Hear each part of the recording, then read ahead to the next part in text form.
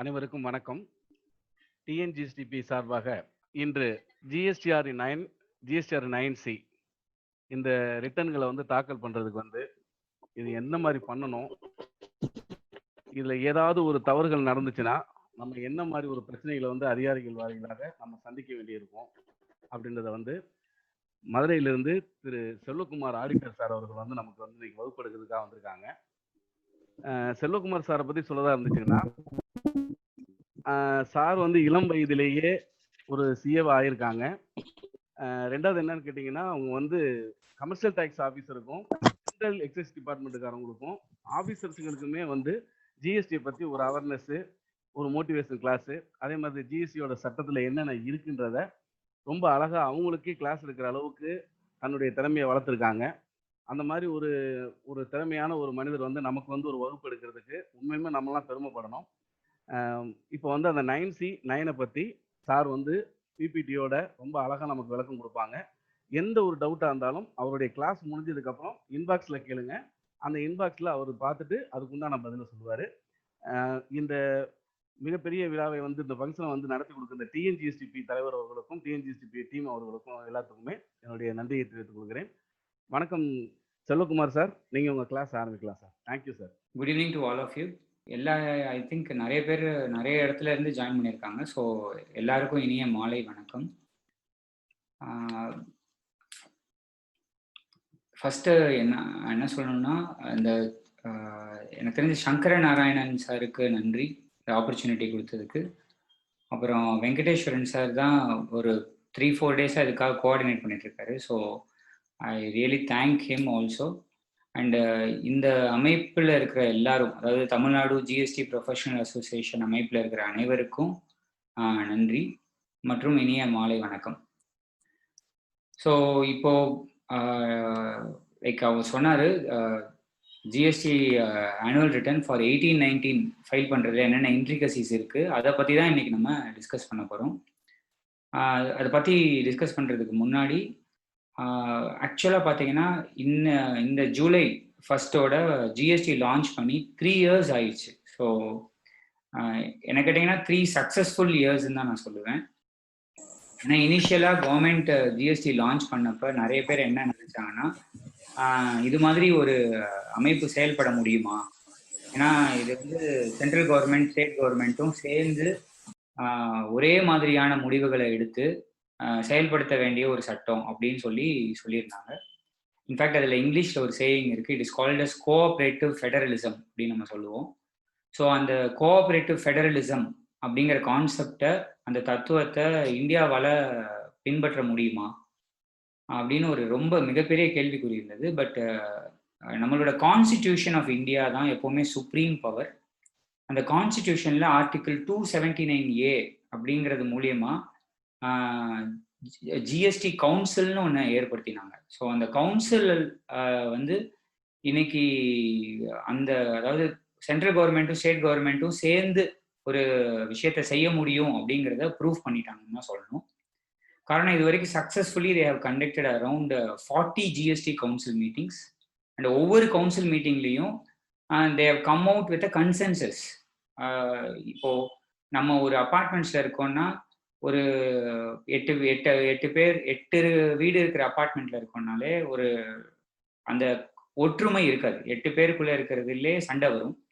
அப்படி பார்த்தா இதுல ஒரு 31 ஸ்டேட்டு, அது போக சென்ட்ரல் கவர்மெண்டோட ஹெட்டிங்ல அது நடக்குது. அப்படிங்கிறப்போ அதுல நிறைய இன்ட்ரிகசிஸ் இருந்தது. பட் அது எல்லாத்தையும் ஓவர் கம் பண்ணி அந்த கவுன்சில் 40 முறை மீட் பண்ணி 40 முறையும் மக்களோட கருத்துக்களை கேட்டறிஞ்சு அதுக்கேற்ற மாதிரியான முடிவுகளை எடுத்திருக்குன்னு தான் சொல்லணும்.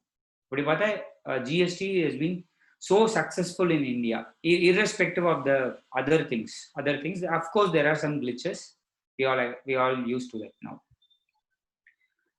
அது மட்டும் இல்லை, முன்னாடி பார்த்தீங்கன்னா இப்போ ஒரு சார்ட்டர்ட் அக்கௌண்டண்ட்டாக இருந்தாலும் சரி, இல்லை ஒரு அக்கௌண்டண்ட்டாக இருந்தாலும் சரி, அவருக்கு இன்கம் டேக்ஸ் மட்டும் தெரிஞ்சிருந்தா போதும் அப்படிங்கிற ஒரு ஆஸ்பெக்ட் தான் இருந்தது. பட் இப்போ பார்த்தீங்கன்னா அப்படி கிடையாது. கிட்டத்தட்ட எப்படின்னா, ஒருத்தருக்கு 2 கண்ணு இருக்கிற மாதிரி ஜிஎஸ்டி ஒரு கண்ணு, இன்கம் டேக்ஸ் ஒரு கண்ணு, அப்படி தான் இன்னைக்கு ஒரு டேக்ஸ் ப்ராக்டிஷனரால் இதை I mean he can run his business அப்படின்னு சொல்ல வேண்டியதாக இருக்கு. காரணம் என்னன்னு பார்த்தீங்கன்னா, ஜிஎஸ்டியில் ஏதோ ஒரு இம்பேக்ட் இருந்தால் அதுக்கு இன்கம் டேக்ஸில் என்ன ஆகும், அதே மாதிரி இன்கம் டேக்ஸில் ஏதோ ஒன்று நம்ம செய்கிறோம்னா அதுக்கான ஜிஎஸ்டி இம்பேக்ட் என்ன அப்படிங்கிறதையும் இன்னைக்கு ஒருத்தர் தெரிஞ்சுக்கணும்.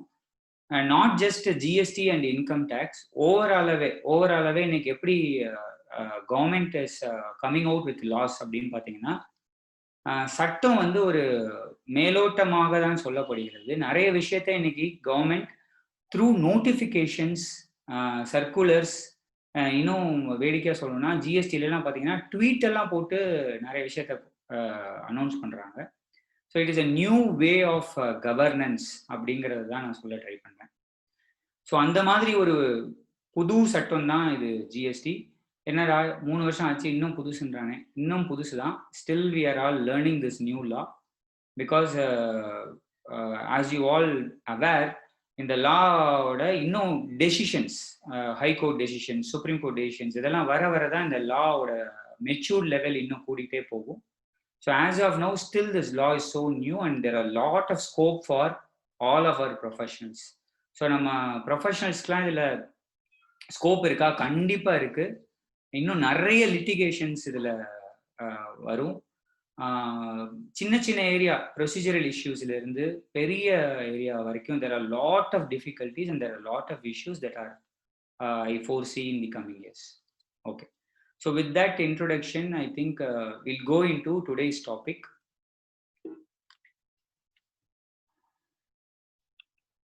Okay, so இன்னைக்கு அஜெண்டா அப்படின்னு பார்த்தீங்கன்னா, இன்னைக்கு நம்ம என்னென்னலாம் டிஸ்கஸ் பண்ண போகிறோம்.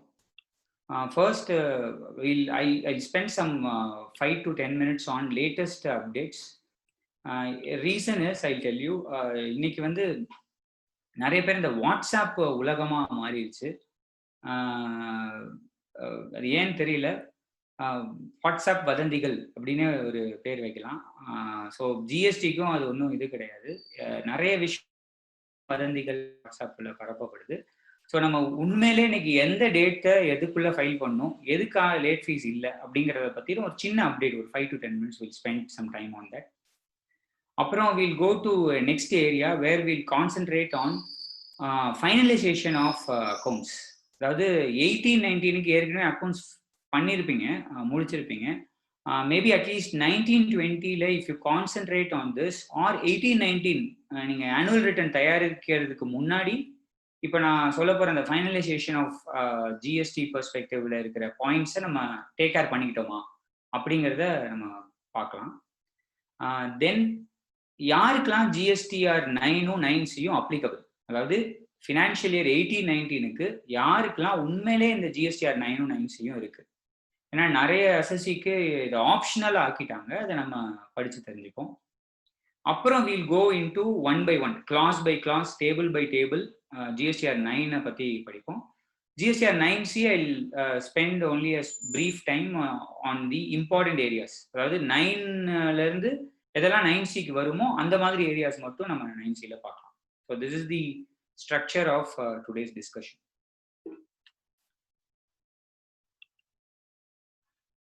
First one, இதை நம்ம முக்கியமாக தெரிஞ்சுக்கணும்.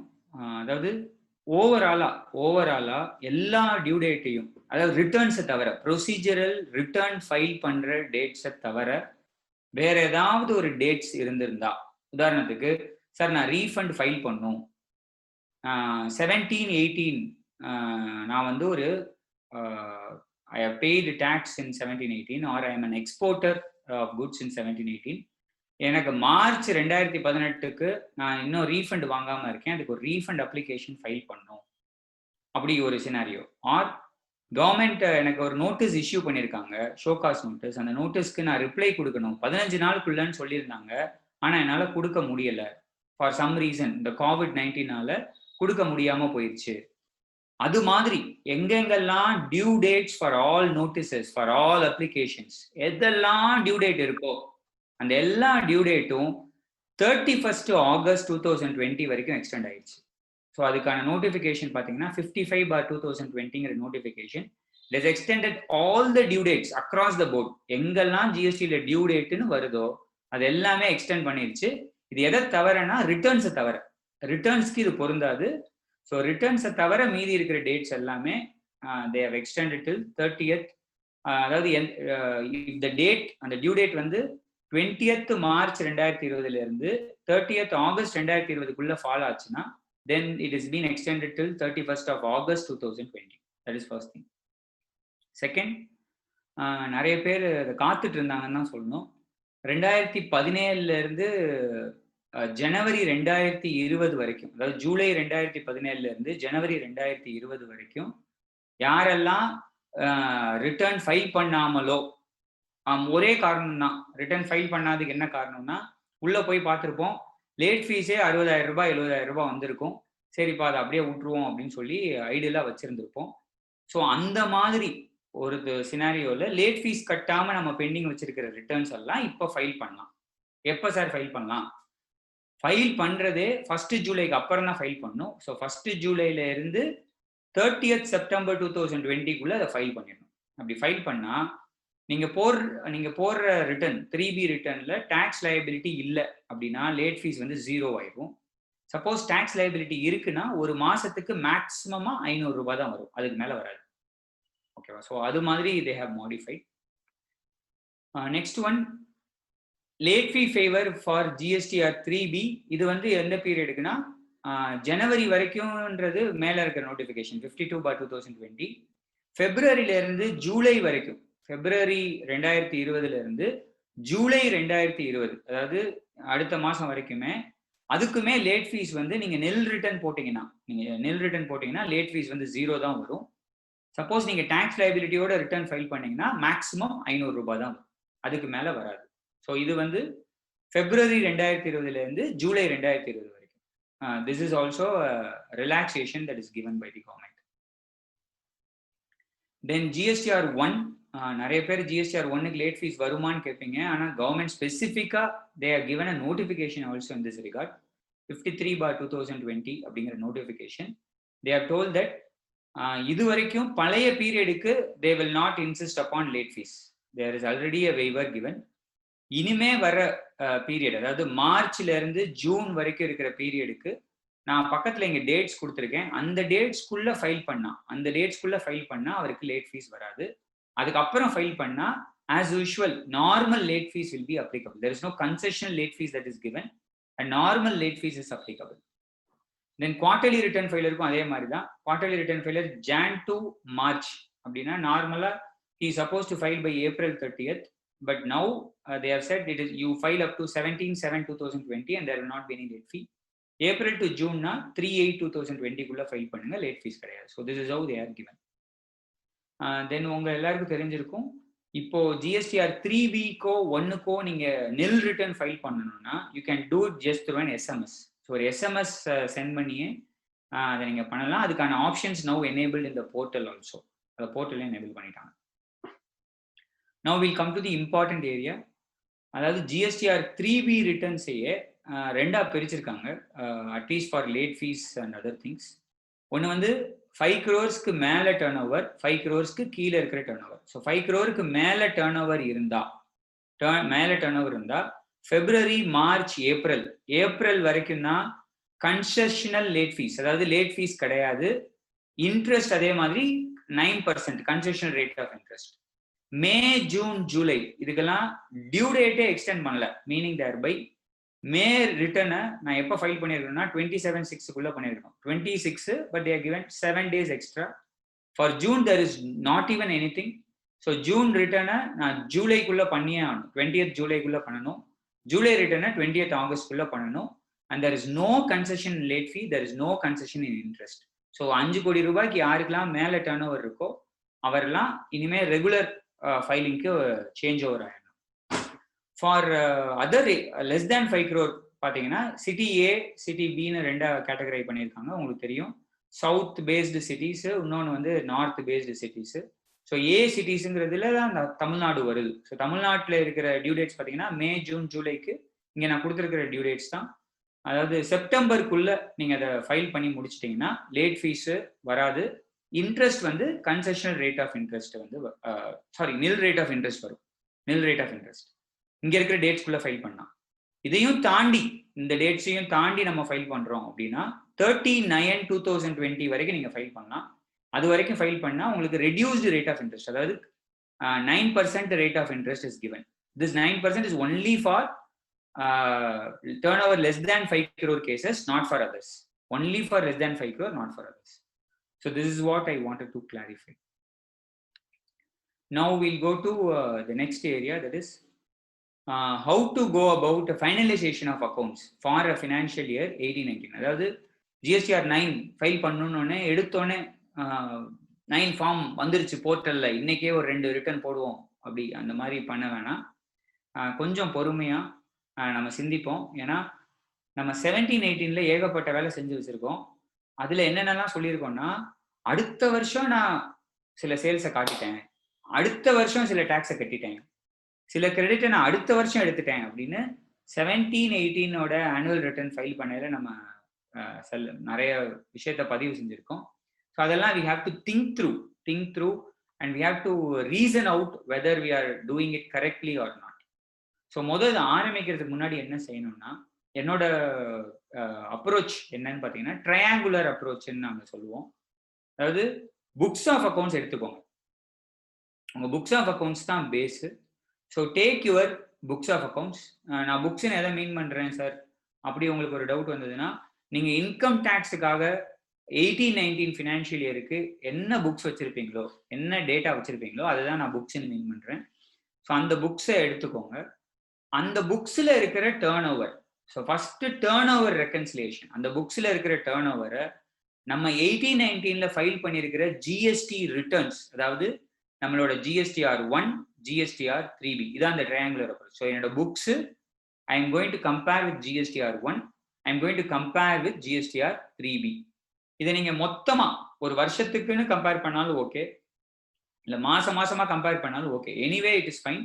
பட் ஓவரால் இந்த ரெக்கன்சிலேஷனை பண்ணணும். இது வந்து first important prerequisite, turnover reconciliation between books GSTR 1 and GSTR 3B for financial year 18-19.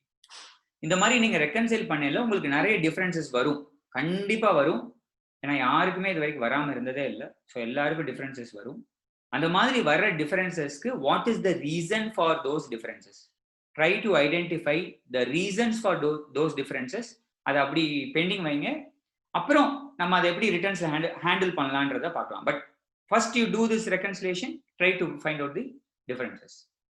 அதே மாதிரி input tax credit நம்ம புக்ஸ்ல கிளைம் பண்றோம். அதாவது input tax credit பொறுத்தளவுக்கு there are lot of words that are very loosely used. அதாவது நம்ம பிடிச்ச மாதிரிலாம் நம்ம யூஸ் பண்ணிக்கிறோம் வார்த்தைகளை. இன்புட் டேக்ஸ் கிரெடிட்டை நீங்க புக்ஸ் ஆஃப் அக்கௌண்ட்ஸ்ல எடுக்கிறீங்க, அதாவது அவைல் பண்றீங்க, ஒரு என்ட்ரி போடுறீங்க, இன்புட் டேக்ஸ் அக்கௌண்ட் அப்படின்னு ஒரு அக்கௌண்ட்டை டெபிட் பண்றீங்க, ஒரு என்ட்ரி போட்டு நீங்க புக்ஸ்ல கொண்டு வரீங்கன்னா அதை வந்து டெக்னிக்கலா நம்ம என்ன சொல்றோம்னா இன்புட் டேக்ஸ் கிரெடிட் கிளைம்டு அப்படின்னு சொல்றோம். So input tax credit claimed in books அப்படின்னு சொல்றோம்.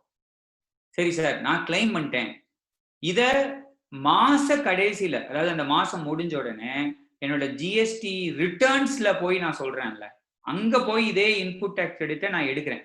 எப்படின்னா GSTR 3Bங்கிற ஃபார்ம்ல டேபிள் 4ல போயிட்டு நான் ஆல் அதர் ஐடிசிங்கிற இடத்துல ஃபில் பண்ணி எடுக்கிறேன். அந்த இடத்துல நான் ஃபில் பண்றேனே அதுக்கு பேரு கிரெடிட் அவைல்டு அப்படின்னு பேரு, அதாவது input tax credit availed. So வந்து என் புக்ஸ்ல என்ட்ரி வைக்கிறதுக்கு பேரு இன்புட் டேக்ஸ் கிரெடிட் கிளைம்டு, ரிட்டர்ன்ஸ்ல பண்றதுக்கு பேரு input tax credit availed. So நான் இன்புட் டேக்ஸ் அவைல் பண்றேன்னா ரிட்டர்ன்ஸ் 3Bல அவைல் பண்ணா அது என்னோட எலக்ட்ரானிக் கிரெடிட் லெட்ஜர்ல போய் கிரெடிட் ஆயிரும். அதுதான் நம்ம இன்புட் டேக்ஸ் கிரெடிட் அவைல் அப்படின்னு சொல்றோம். அதுக்கப்புறம் இந்த அவைல் பண்ண கிரெடிட்டை 2 விதமா வச்சிருக்கலாம். ஒன்னு வந்து யூட்டிலைஸ்டு, நான் வந்து அவுட்புட் டேக்ஸ் கிரெடிட் கட்டுறதுக்காக பயன்படுத்துறேன் அப்படின்னா அது பேர் வந்து யூட்டிலைஸ்டு இன்புட் டேக்ஸ் கிரெடிட். இன்னொரு விஷயம் என்ன பண்ணுவோம்னு பார்த்தீங்கன்னா இதை ரிவர்சல் செய்வோம். Input tax credit can be reversed at the times also for some reasons. ineligible credit இருக்கலாம், இல்ல அவர் எக்ஸாம் சப்ளையும் டாக்ஸபிள் சப்ளையும் செய்யறாரு, ப்ரொபோர்ஷனேட் ரிவர்சல் தேவைப்படலாம். So there are scenarios that requires reversal. அதை வந்து நம்ம ரிவர்ஸ்டு கிரெடிட் அப்படின்னு சொல்றோம். ஸோ கிளைம்டு கிரெடிட்னா வேற, அவைல்டு கிரெடிட்னா வேற, யூட்டிலைஸ்டு கிரெடிட்னா வேற, ரிவர்ஸ்டு கிரெடிட்னா வேற. இந்த டிஃபரன்ஸை நம்ம கண்டிப்பா தெரிஞ்சுக்கணும். இப்போ நம்ம எதை நான் ரெக்கன்சைல் பண்ண சொல்றேன்னா, நீங்க புக்ஸ்ல கிளைம் பண்ண கிரெடிட்டும் எலக்ட்ரானிக் கிரெடிட் லெட்ஜர்ல அவைல் பண்ண கிரெடிட்டும் மேட்ச் ஆகுதா? 18-19க்கு உங்க எலக்ட்ரானிக் கிரெடிட் லெட்ஜர் எடுத்துக்கோங்க, அதுவும் உங்க புக்ஸையும் கம்பேர் பண்ணுங்க. அதுல சில டிஃபரன்சஸ் வரும். சார், நான் என்னோட ரிட்டர்ன்ஸ்ல ரிவர்சல் பண்ணியிருக்க மாட்டேன், என் புக்ஸ்ல பண்ணியிருக்க மாட்டேன். ஓகே ஃபைன், அதெல்லாம் விட்டுருங்க. நீங்க ரிவர்ஸ் எல்லாம் அப்புறமா வருவோம். ஃபர்ஸ்ட் நீங்க எதை கம்பேர் பண்ணுங்கன்னா கிராஸ் கிரெடிட்னு சொல்லுவோம். அதாவது ரிவர்சலுக்கு முந்தைய இருக்க கிரெடிட், கிராஸ் கிரெடிட் கம்பேரிசன். நீங்க புக்ஸ்ல கிளைம் பண்ண கிரெடிட்டும் எலக்ட்ரானிக் கிரெடிட் லெட்ஜரை அப்படியே ஒரு பிரிண்ட் எடுங்க. இந்த வருஷத்தோட 18-19 அப்படியே ஒரு பிரிண்ட் எடுத்தீங்கன்னா அது ஒரு அந்த லெட்ஜர்ல இருக்க கிரெடிட் பேலன்சஸ்லாம் உங்களுக்கு தெரியும். ஸோ அந்த கிரெடிட்டோட டோட்டலும் நீங்க கிளைம் பண்ண கிரெடிட்டும் டேலி ஆகுதா? அப்படி டேலி ஆகலைன்னா அதுக்கு ரீசன் ஃபார் டிஃபரன்சஸ் என்ன, அதை கண்டுபிடிங்க. இது second reconciliation. Third reconciliation advances reconciliation. இது எல்லாருக்கும் பொருந்தாது. ஏன்னா குட்ஸுக்கான அட்வான்ஸ், குட்ஸுக்காக அட்வான்ஸ் வாங்கினா அதுக்கான டேக்ஸை வந்து எடுத்துட்டாங்க. There was a notification called 66/2017 dated 15th November 2017. So அந்த நோட்டிஃபிகேஷன் வழியா குட்ஸுக்காக எந்த ஒரு அட்வான்ஸ் வாங்கினாலும் இனிமேல் டேக்ஸ் கட்ட வேணாம்னு சொல்லிட்டாங்க. ஸோ சப்போஸ் நீங்க ஒரு சர்வீஸ் இண்டஸ்ட்ரிக்காக நீங்க ஆடிட் பண்றீங்க அப்படிங்கிற பட்சத்தில் அவர் அட்வான்ஸ் வாங்கியிருப்பாரு. அந்த அட்வான்ஸ் வாங்கியிருந்தா அது இப்போ பேலன்ஸ் ஷீட், அவர் 18-19 பேலன்ஸ் ஷீட்ல லயபிலிட்டி சைடு போய் பார்த்தீங்கன்னா அட்வான்சஸ் ரிசீவ்டுன்னு ஒன்று இருக்கும். அதுவும் மார்ச் 2019 கடைசியா அவர் GSTR 1 ஃபைல் பண்ணல அட்வான்சஸ் அப்படின்னு ஒன்று போட்டிருப்பாரு. அதாவது advances received but invoices not இஷ்யூடுன்னு சொல்லி ஒரு டேபிள் இருக்கு. டேபிள் நம்பர் 11A அப்படின்னு ஒரு டேபிள் இருக்கு. அந்த 11A டேபிளும் உங்களோட பேலன்ஸ் ஷீட்ல இருக்கிற லயபிலிட்டி சைட்ல இருக்கிற அட்வான்சஸும் டேலி ஆகுதா? நிறைய பேர், நான் பார்த்த நிறைய பேர் என்ன பண்ணிருக்காங்கன்னா சர்வீஸ் இண்டஸ்ட்ரியில அட்வான்ஸ் ரிசீவ் பண்றப்ப டாக்ஸை கட்டிடுறாங்க. அத GSTR 1ல இருக்கிற 11A ரிப்போர்ட் பண்ணிடுறாங்க. கரெக்ட். 3Bலையும் they are reporting. பர்ஃபெக்ட். சப்சிக்வெண்டா இன்வாய்ஸ் இஷ்யூ பண்ணும்போது நிறைய பேர் என்ன பண்றாங்கன்னா அதை கொண்டு போய் டேபிள் 4ல போட்டுடுறாங்க. எங்கன்னா GSTR 1ல either in table 4 or they are reporting in B2C na table 7ல ரிப்போர்ட் பண்ணிடுறாங்க. 3Bலையும் they are reporting it. Fine. ஆனா என்ன பண்ண மறந்துடுறாங்கன்னா அந்த அட்வான்ஸ் ரிசீவ் பண்ணதுக்கு அகெயின்ஸ்டா தான் இந்த இன்வாய்ஸ் இஷ்யூ பண்ணிருக்காங்க. அது அட்ஜஸ்ட்மெண்டா ஒரு இடத்துல போடணும். GSTR 1ல there is a specific table for that. 11Bன்னு ஒரு டேபிள் இருக்கு. அது நிறைய பேர் போடுறதே இல்லை. ஸோ இப்போ நீங்க அவரோட advance received returns as per ரிட்டர்ன்ஸோட அட்வான்ஸ் ரிசீவ்டு எடுத்து அவரோட பேலன்ஸ் ஷீட்ல இருக்கிற அட்வான்சஸும் டேலி ஆகுதான்னு பாத்தீங்கன்னா நிறைய கேஸ்ல ஆகவே ஆகாது. The reason is very simple. அவர் adjustment of advances against invoices இஷ்யூடுங்கிற டேபிள ஃபில் பண்ணிருக்க மாட்டார். அதாவது 11Bங்கிற டேபிள GSTR 1ல ஃபில் பண்ணிருக்க மாட்டார். அந்த மாதிரி டிஃபரன்சஸ்லாம் இருந்தா அதை ரெக்கன்சைல், அதை நோட் பண்ணி வைங்க. Then we will see how it needs to be handled. So பேசிக்கா 3 விஷயத்த நீங்க ப்ரிலிமினரியா ரெக்கன்சைல் பண்ணணும். ஒன்னு டர்ன் ஓவர், இன்னொன்னு input tax credit, third one is advances received and whether invoices issued against those advances. Then we'll go into GSTR 9. இது யாருக்கெல்லாம் பொருந்து? இது ஏற்கனவே உங்களுக்கு தெரிஞ்சிருக்கும். 17-18 மாதிரியே தான். யாரெல்லாம் GSTR 3B1 ஃபைல் பண்றாரு, அதாவது ரெகுலர் டீலருக்கு தான் இந்த GSTR 9 இஸ் அப்ளிகபிள். அப்படின்னா யாருக்கெல்லாம் அப்ளிகபிள் இல்லைன்னு பார்ப்போம். கேஷுவல் டாக்ஸபிள் பர்சன் அப்படின்றவருக்கு டெம்பரரியா நீங்க ஆர்சி எடுத்திருப்பீங்க. அந்த மாதிரி பர்சனுக்கு GSTR 9 அப்ளிகபிள் இல்லை. காம்போசிஷன் டீலருக்கு GSTR 9 அப்ளிகபிள் இல்லை. ISD இன்புட் சர்வீஸ் டிஸ்ட்ரிபியூட்டருக்கு GSTR 9 அப்ளிகபிள் இல்லை. நான் ரெசிடென்ட் டாக்ஸபிள் பர்சனுக்கு GSTR 9 அப்ளிகபிள் இல்லை. ஸோ இது மாதிரி இருக்கவங்களுக்குலாம் அப்ளிகபிள் இல்லை. அப்போ யாருக்கு தான் sir applicable? Only a regular tax payer. இன்னும் கரெக்டா சொன்னா டெக்னிக்கலா, a person who is paying tax under section 9 so section 9 of CGST Act கீழே ஒருத்தர் டாக்ஸ் கட்டுறாரு, அவருக்கு தான் ஜிஎஸ்டிஆர் 9 ஃபார்ம் இஸ் அப்ளிகபிள். சரி, இப்போ இந்த ஃபார்ம் அவர் கம்பல்சரியா ஃபைல் பண்ணுமா? வேண்டாம். 2 crores கீழே அவரோட டர்ன் ஓவர் இருந்தா government has said the filing of form GSTR 9 is optional. Again, I'm using that word very carefully. GSTR 9 is only optional. They have not said you do not file GSTR 9 சொல்லல sir, ஆப்ஷனல்னு சொல்லியிருக்காங்க. ஏன்? அதாவது எப்போ optional? யாருக்கு இது ஒரு option? நான் இது வரைக்கும் என் புக்ஸ்ன்னு ஒன்று வச்சிருக்கேன், அதுல இருக்கிற டர்ன் ஓவர், அதுல நான் எடுத்த ஐடிசி, அது எல்லாமே பர்ஃபெக்டா பைசா சுத்தமா எதோட டேலி ஆயிடுச்சுன்னா என்னோட ஜிஎஸ்டிஆர் 1ஓடையும் என்னோட ஜிஎஸ்டிஆர் 3B பைசா சுத்தமா டேலி ஆயிடுச்சு அப்படின்னா, அதாவது என் புக்ஸும் என் ஜிஎஸ்டிஆர் 1ம் என் ஜிஎஸ்டிஆர் 3B மூணு பர்ஃபெக்டா ஒரே மாதிரி இருக்கு அப்படின்னா அவருக்கு இது ஆப்ஷனல். அவர் எதை ஃபைல் பண்ண வேணாம்? ஜிஎஸ்டிஆர் 9ங்கிற ஃபார்மை ஃபைல் பண்ணவே வேணாம். ஆனா யாருக்காவது அப்படி ஒன்னாவே இருக்குமா அப்படின்னா யாருக்குமே இருக்காது. ஸோ நீங்க ஒரு அசசிக்கு ஃபைல் பண்ணணுமா வேணாமான்னா என்னோட வியூல I would say that do that reconciliation. நான் முன்னாடி சொன்ன ப்ரிலிமினரி ரெக்கன்சிலேஷன் பண்ணுங்க. அதுல டிஃபரன்சஸ் இருக்குன்னு ஐடென்டிஃபை பண்ணீங்கன்னா அவருக்கு ப்ளீஸ் ஃபைல் ஜிஎஸ்டிஆர் 9. அவருக்கு ரிஸ்க் எடுக்காதீங்க, 9 ஃபைல் பண்ணிருங்க. Because once this GSTR 9 is filed, it will over right all the earlier returns. இதுக்கு முன்னாடி நீங்க அந்த வருஷத்துல போட்ட எல்லா ரிட்டர்னையும் இது ஓவர் ரைட் பண்ணிடும். அப்போ இந்த 9 will be the speaking record. நாளை பின்ன ஏதாவது நோட்டீஸ் வந்துச்சுன்னா, சார் நான் 3Bல அப்படி கொடுத்திருந்தா கூட 9ல சரியா பண்ணிட்டேன், நான் 1ல இப்படி கொடுத்திருந்தா கூட 9ல சரியா பண்ணிட்டேன் நீங்க சொல்ல முடியும். ஆனா 9 ஃபைல் பண்ணலன்னா உங்களால சொல்லவே முடியாது. So that is why I say file 9 even for turnover less than 2 crore. Okay. Then 9C. 9C is audit report and a reconciliation statement. இது ஃபைல் பண்ணுமா? இது யாருக்கு இப்ப மேண்டட்டரி நம்ம பார்ப்போம். 5 crores மேல டர்ன் ஓவர் இருந்தாதான் GSTR 9C is now mandatory. இப்போ 5 crores கீழே டர்ன் ஓவர் இருந்தா 9C is not at all applicable. So 5 கோடி ரூபாய்க்கு மேல இருக்கிறதுக்கு தான் இந்த வருஷத்துல இருந்து, அதாவது 18-19 ஃபினான்ஷியல்ல இருந்து GST audit is mandatory. Okay, இந்த 5 crore டர்ன் ஓவர், இந்த 5 crore சரி அந்த 2 crore சரி, எப்படி இந்த டர்ன் ஓவரை கண்டுபிடிக்கணும்னு பாத்தீங்கன்னா aggregate turnover as defined in section 26 of the act. aggregate turnover என்ன சார்? எனக்கு 4-5 பிரான்ச் இருக்கு, 4-5 ஜிஎஸ்டி நம்பர் இருக்கு, எல்லா ஜிஎஸ்டி நம்பரோட டர்ன் ஓவரையும் ஆட் பண்ணிக்கணும்.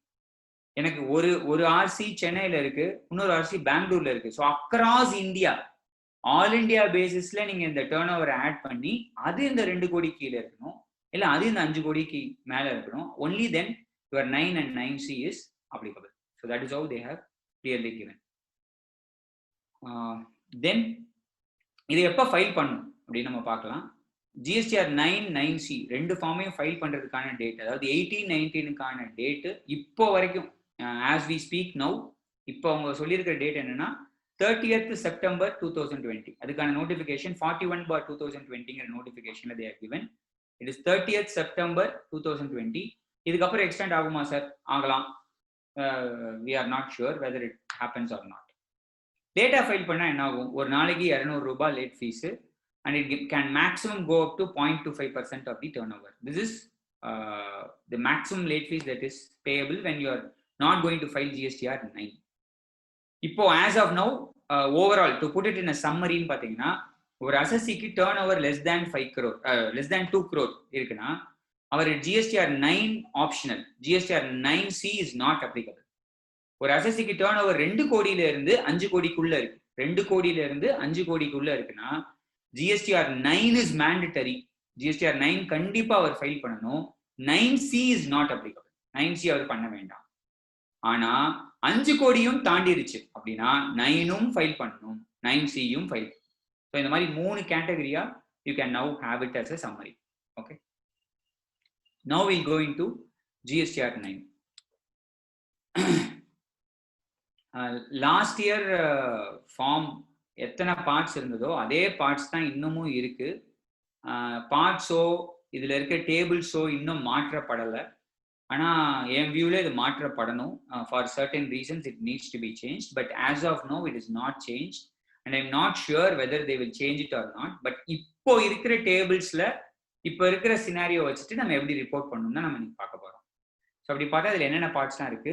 பார்ட் 1ல இருந்து பார்ட் 6 வரைக்கும் you have. Part 1 it covers table number 1 to 3, அதாவது basic details of the assessee. இதை நம்ம எதுவுமே செய்ய வேணாம், இது எல்லாமே ப்ரீஃபில் ஆயிடும். So it is all prefill. Part 2 is outward supply and it covers table 4 to table 5. Part 3 is input tax credit. It covers table number 6 to table number 8. And part 4 is tax paid. What is the tax that is paid? அப்படிங்கிறது table 9ல இருக்கு. தென் part 5ல இதுதான் ரொம்ப ரொம்ப இம்பார்ட்டன்டான part. Table 10 to table 14 is there in part 5. இதுல என்ன இருக்குன்னா 18-19 ஓட ஃபினான்ஷியல் இயரோட transactions I have reported in subsequent financial year. அதாவது 19-20ல நான் ரிப்போர்ட் பண்ணிட்டேன். 18-19 ஓட ஃபினான்ஷியல் இயர் டிரான்சாக்ஷன்ஸ் நான் 19-20ல ரிப்போர்ட் பண்ணிட்டேன். 18-19 சேல்ஸை நான் 19-20ல காமிச்சிட்டேன். ஆர் 18-19க்கான கிரெடிட்டை நான் 19-20ல எடுத்துட்டேன். அந்த மாதிரி சினாரியோக்காகவே ஒரு பார்ட் இருக்கு, அது part 5. Then part 6 refund demand and others. இது வந்து டேபிள் நம்பர் 15ல இருந்து டேபிள் நம்பர் 18 வரைக்கும் இருக்கு. இதுல ஒன்னும் ஒரு டேபிளும் இருக்கு, டேபிள் 19 ஒன்று இருக்கு, அது லேட் ஃபீஸ்க்கான table. Okay, so this is the overall parts that are there in GSTR 9.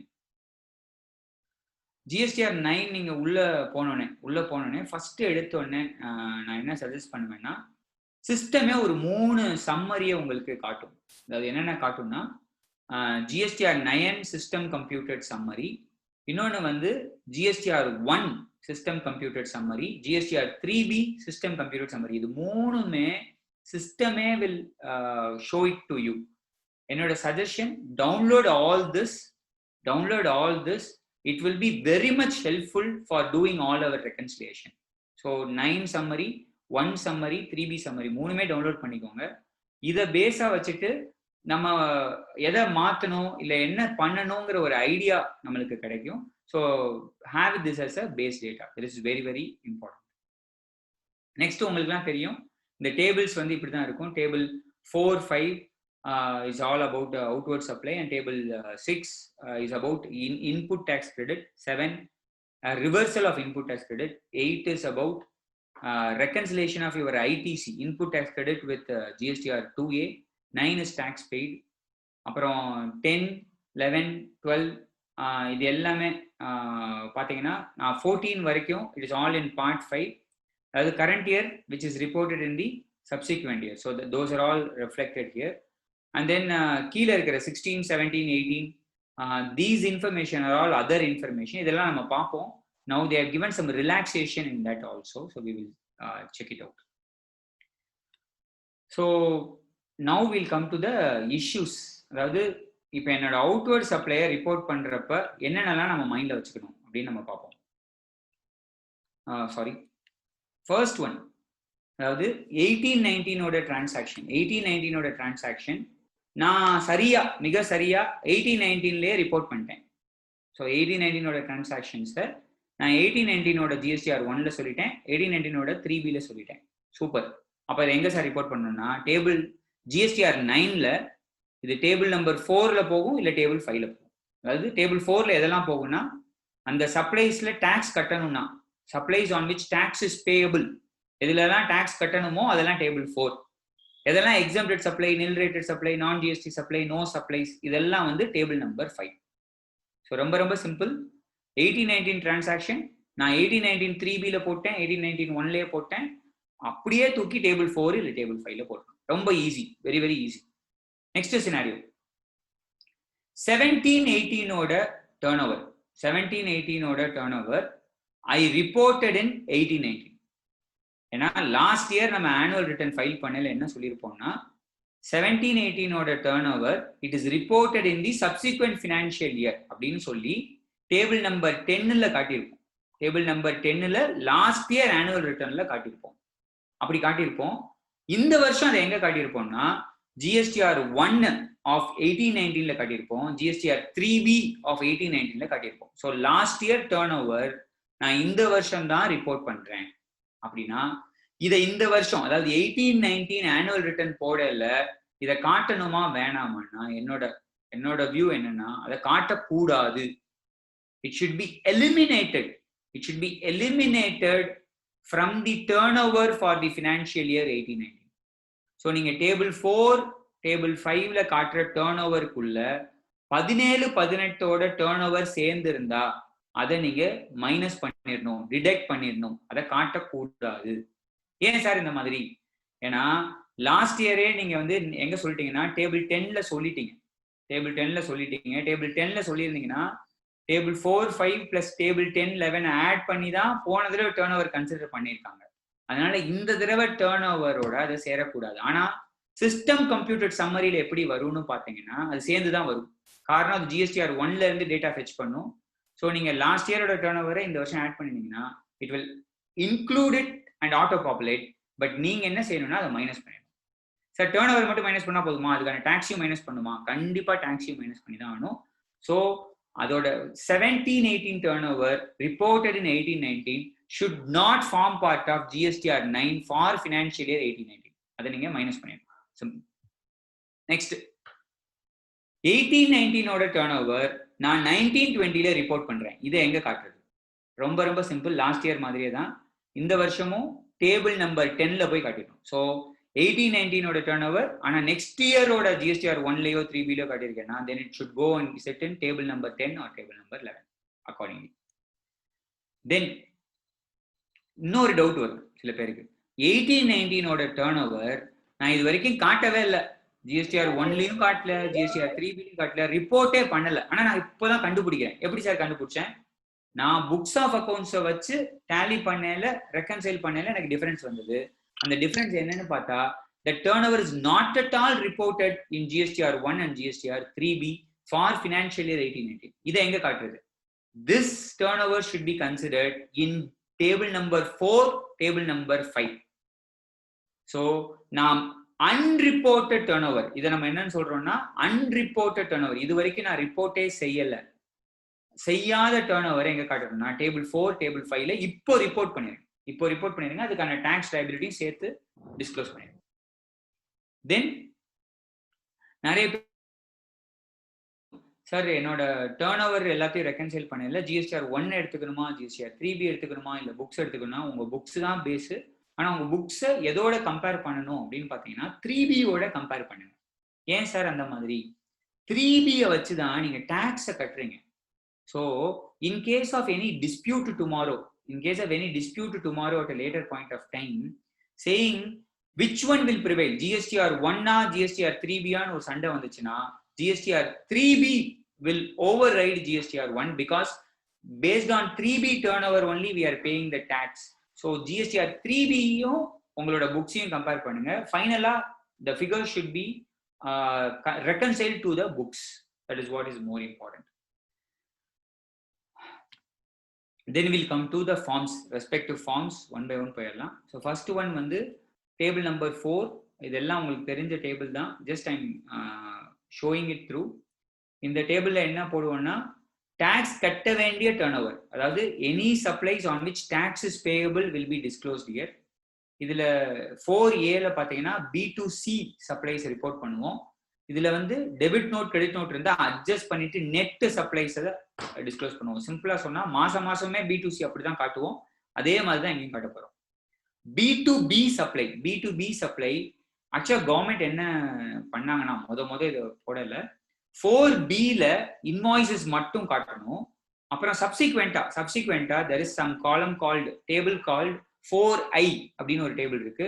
4J, 4K, 4L இதெல்லாம் என்னன்னா டெபிட் நோட், கிரெடிட் நோட்ஸ், என்னோட அமெண்ட்மெண்ட்ஸ், பாசிட்டிவ் அமெண்ட்மெண்ட், என்னோட நெகட்டிவ் அமெண்ட்மெண்ட்ஸ் இதெல்லாம் தனித்தனியா காட்டணும் அப்படின்னு சொல்லியிருந்தாங்க. இப்போ now they have given a relaxation. 4Bலயே நீங்க B2Bக்கான டெபிட் நோட், கிரெடிட் நோட்டையும் அட்ஜஸ்ட் பண்ணிக்கலாம். சிமிலர்லி அதுக்கான அமெண்ட்மெண்ட்ஸையும் அட்ஜஸ்ட் பண்ணிக்கலாம். So end of the day financial year 18-19 உங்களோட டேர்ன் ஓவர்ல ஏதாவது அமெண்ட்மெண்ட்ஸ் போட்டிருந்தீங்கன்னா அதை கன்சிடர் பண்ணிட்டு அந்த கரெக்டான ஃபிகர் இங்க போடுங்க.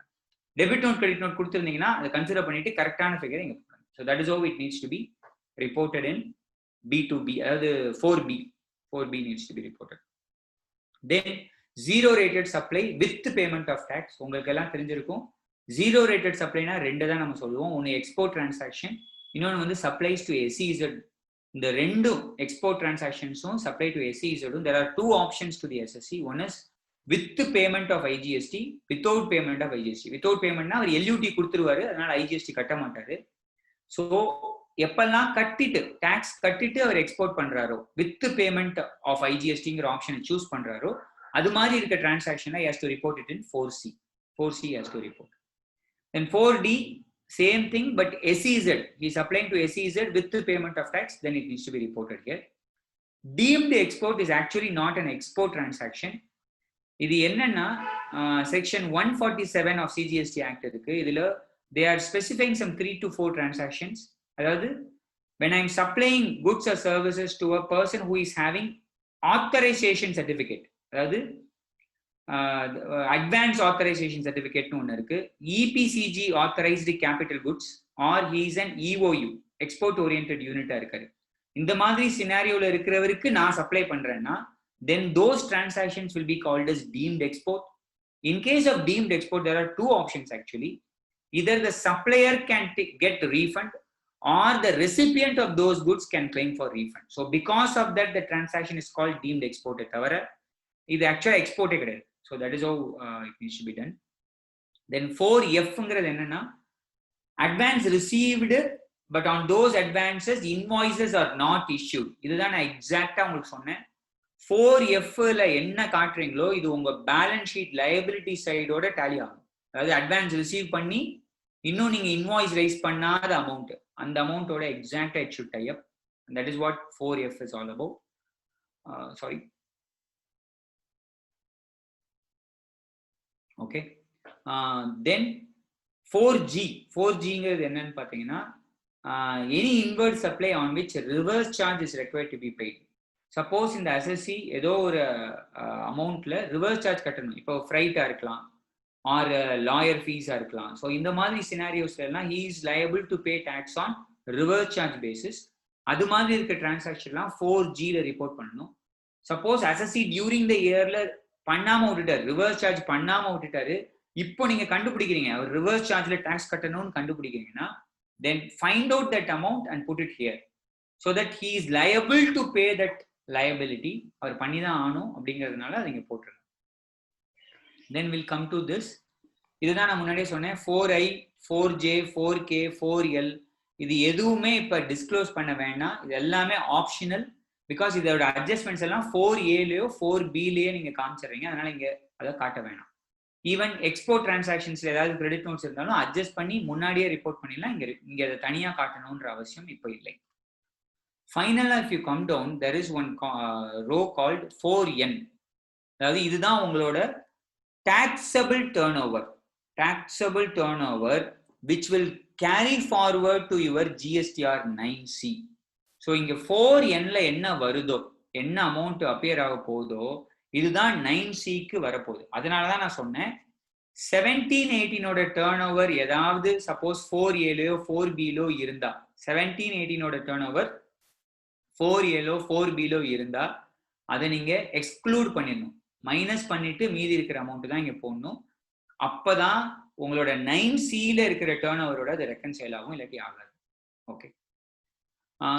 இன்னொரு சின்ன பாயிண்ட் என்னன்னா, ஏதோ ஒரு அசசிக்கு 5 crores மேல டேர்ன் ஓவர் இருக்கு, அவருக்கு 9C அப்ளிகபிள் அப்படின்னு உங்களுக்கு தெரிஞ்சிருச்சு அப்படின்னா என்னோட சஜஷன் என்னன்னா, practically this is a small suggestion, 9Cயை ஃபில் பண்ணுங்க.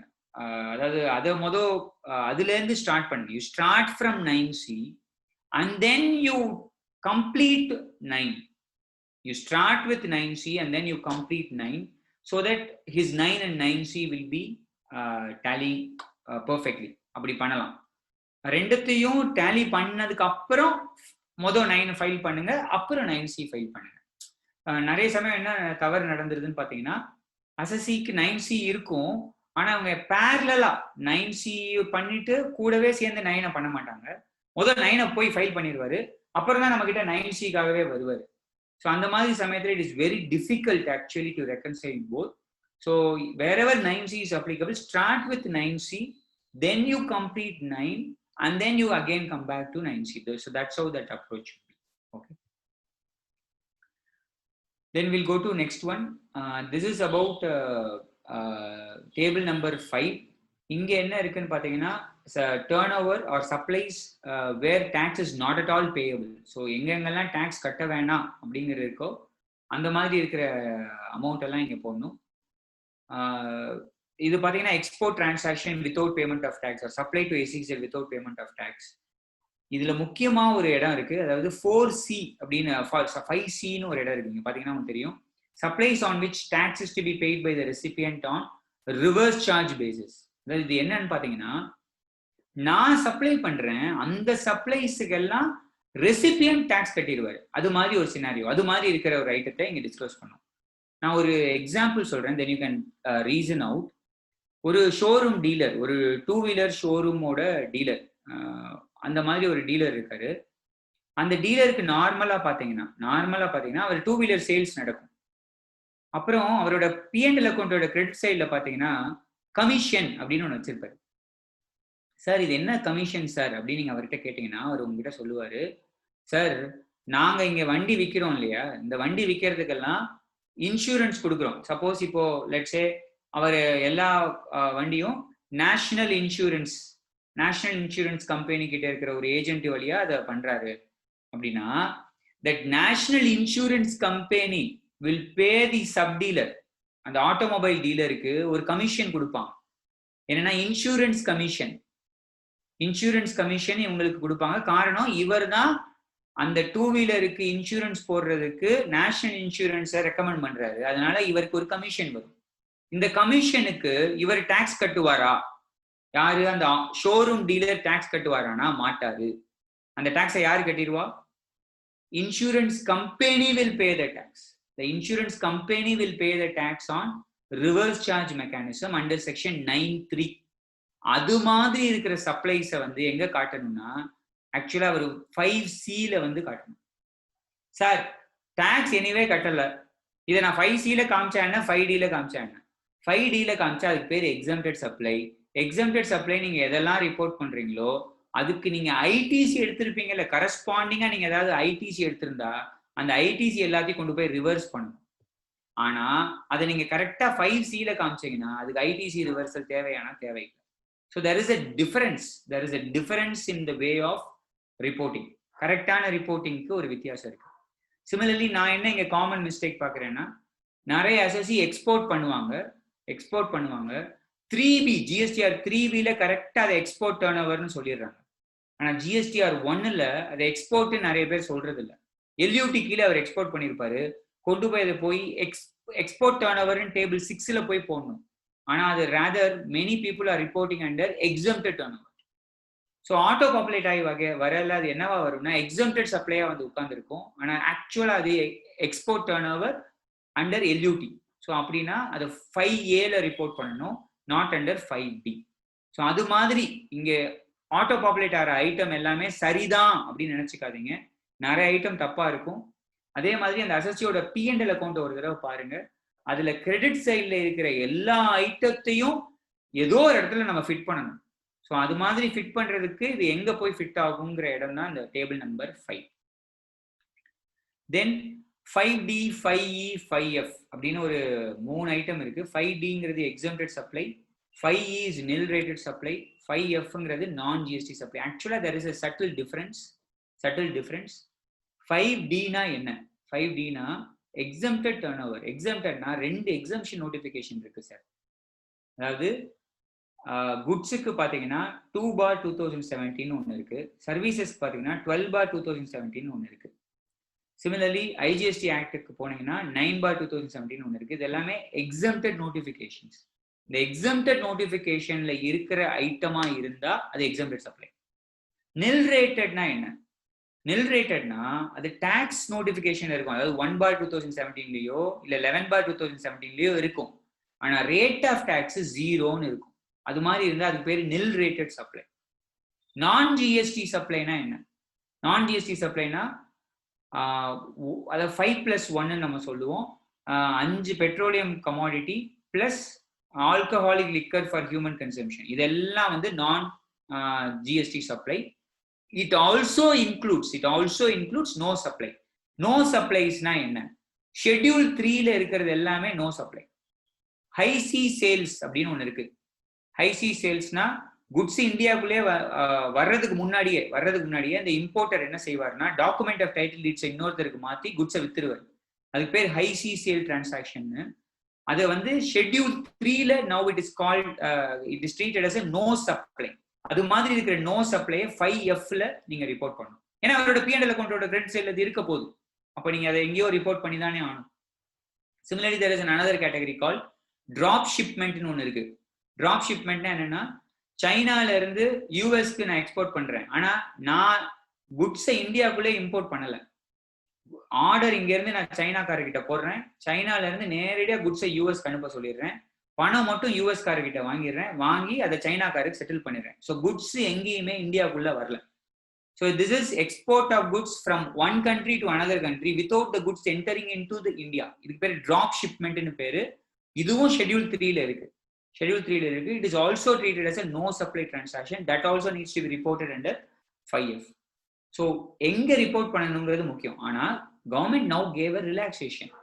எனக்கு 5Dயா 5Eயா 5Fஆன்னு தெரியல சார், ஒன்றும் பிரச்சனை இல்லை, எல்லாத்தையும் ஆட் பண்ணி எங்க போட்டுருங்கன்னா 5Dல போட்டுருங்க அப்படின்னு சொல்லிட்டாங்க. So now you need not segregate whether it is exempted, nil rated, non GST குழப்ப வேணாம், எல்லாத்தையும் சேர்த்து 5Dல போட்டுடலாம். So that's a relaxation that is given. Then இதே மாதிரி அதாவது 4க்கு பார்த்தோம் இல்லையா, 4ல எப்படி இன்வாய்சஸ் ஒரு இடத்துல ரிப்போர்ட் பண்ணும், டெபிட் நோட் கிரெடிட் நோட் ஒரு இடத்துல பண்ணும், அமெண்ட்மெண்ட் பண்ணும், அதே மாதிரி 5க்கும் இருந்தது. But now they have given a relaxation. 5H I J K L எதுவுமே தேவையில்லை. முன்னாடி நம்ம பார்த்த டேபிள்லயே நெட் ஆஃப் பண்ணி, அதாவது net off debit notes credit நோட்ஸை இங்கேயே ரிப்போர்ட் பண்ணிடலாம். சப்சிக்வெண்ட் டேபிள்ல reporting is not required. Then இங்க ஒரு டேபிள் பார்ப்பீங்க 5N. 5Nங்கிறது என்னன்னா 4N plus 5M minus 4G. This is very very important row number table. இந்த டேபிள்ல அப்பியர் ஆகிற அமௌண்ட் தான் 9Cக்கு போகுது. அதாவது டோட்டல் டர்ன் ஓவர் 9Cயோட டோட்டல் டர்ன் ஓவரும் இங்க இருக்கிற 5Nனும் மேட்ச் ஆகும். அதாவது 5Qன்னு அங்க வரும் 9Cல. These two tables should get reconciled. So 4N should match with your 7Q. அதே மாதிரி 5N should match with your 5Q. So that's how it needs to be matched with 9C. Then we'll come to input tax credit. Input tax credit we have some issues. இங்க இருக்கிற viewers வந்து இதை appreciate பண்ணுவீங்கன்னு நான் நம்புறேன். அதாவது இப்போ இது ஒரு இந்த பிரச்சனை எல்லாம் முதல்ல நம்ம டிஸ்கஸ் பண்ணிக்கலாம், அப்புறம் அந்த ஃபார்ம்ஸ்குள்ள எங்கெங்கெல்லாம் இருக்கு என்னென்ன இருக்குன்னு பார்க்கலாம். இப்போ ஃபர்ஸ்ட் சினாரியோ, நான் ஒரு 50,000 ரூபாய் கிரெடிட் எடுத்துட்டேன். ITC of 50,000 pertaining to financial year 17-18. So 17-18ஓட ITC 50,000 ரூபாய். ஆனால் நான் கிளைம் பண்ண பீரியட் வந்து ஃபினான்ஷியல் இயர் 18-19. இப்போ இதை எங்க டிஸ்க்ளோஸ் பண்றது? ITC 50,000 ரூபாய், ஆனால் அந்த ITC போன வருஷத்தோடது, அதாவது 17-18ஓட ITC. ஆனால் நான் 18-19 கிளைம் பண்ணியிருக்கேன். காரணம் என்ன சார்?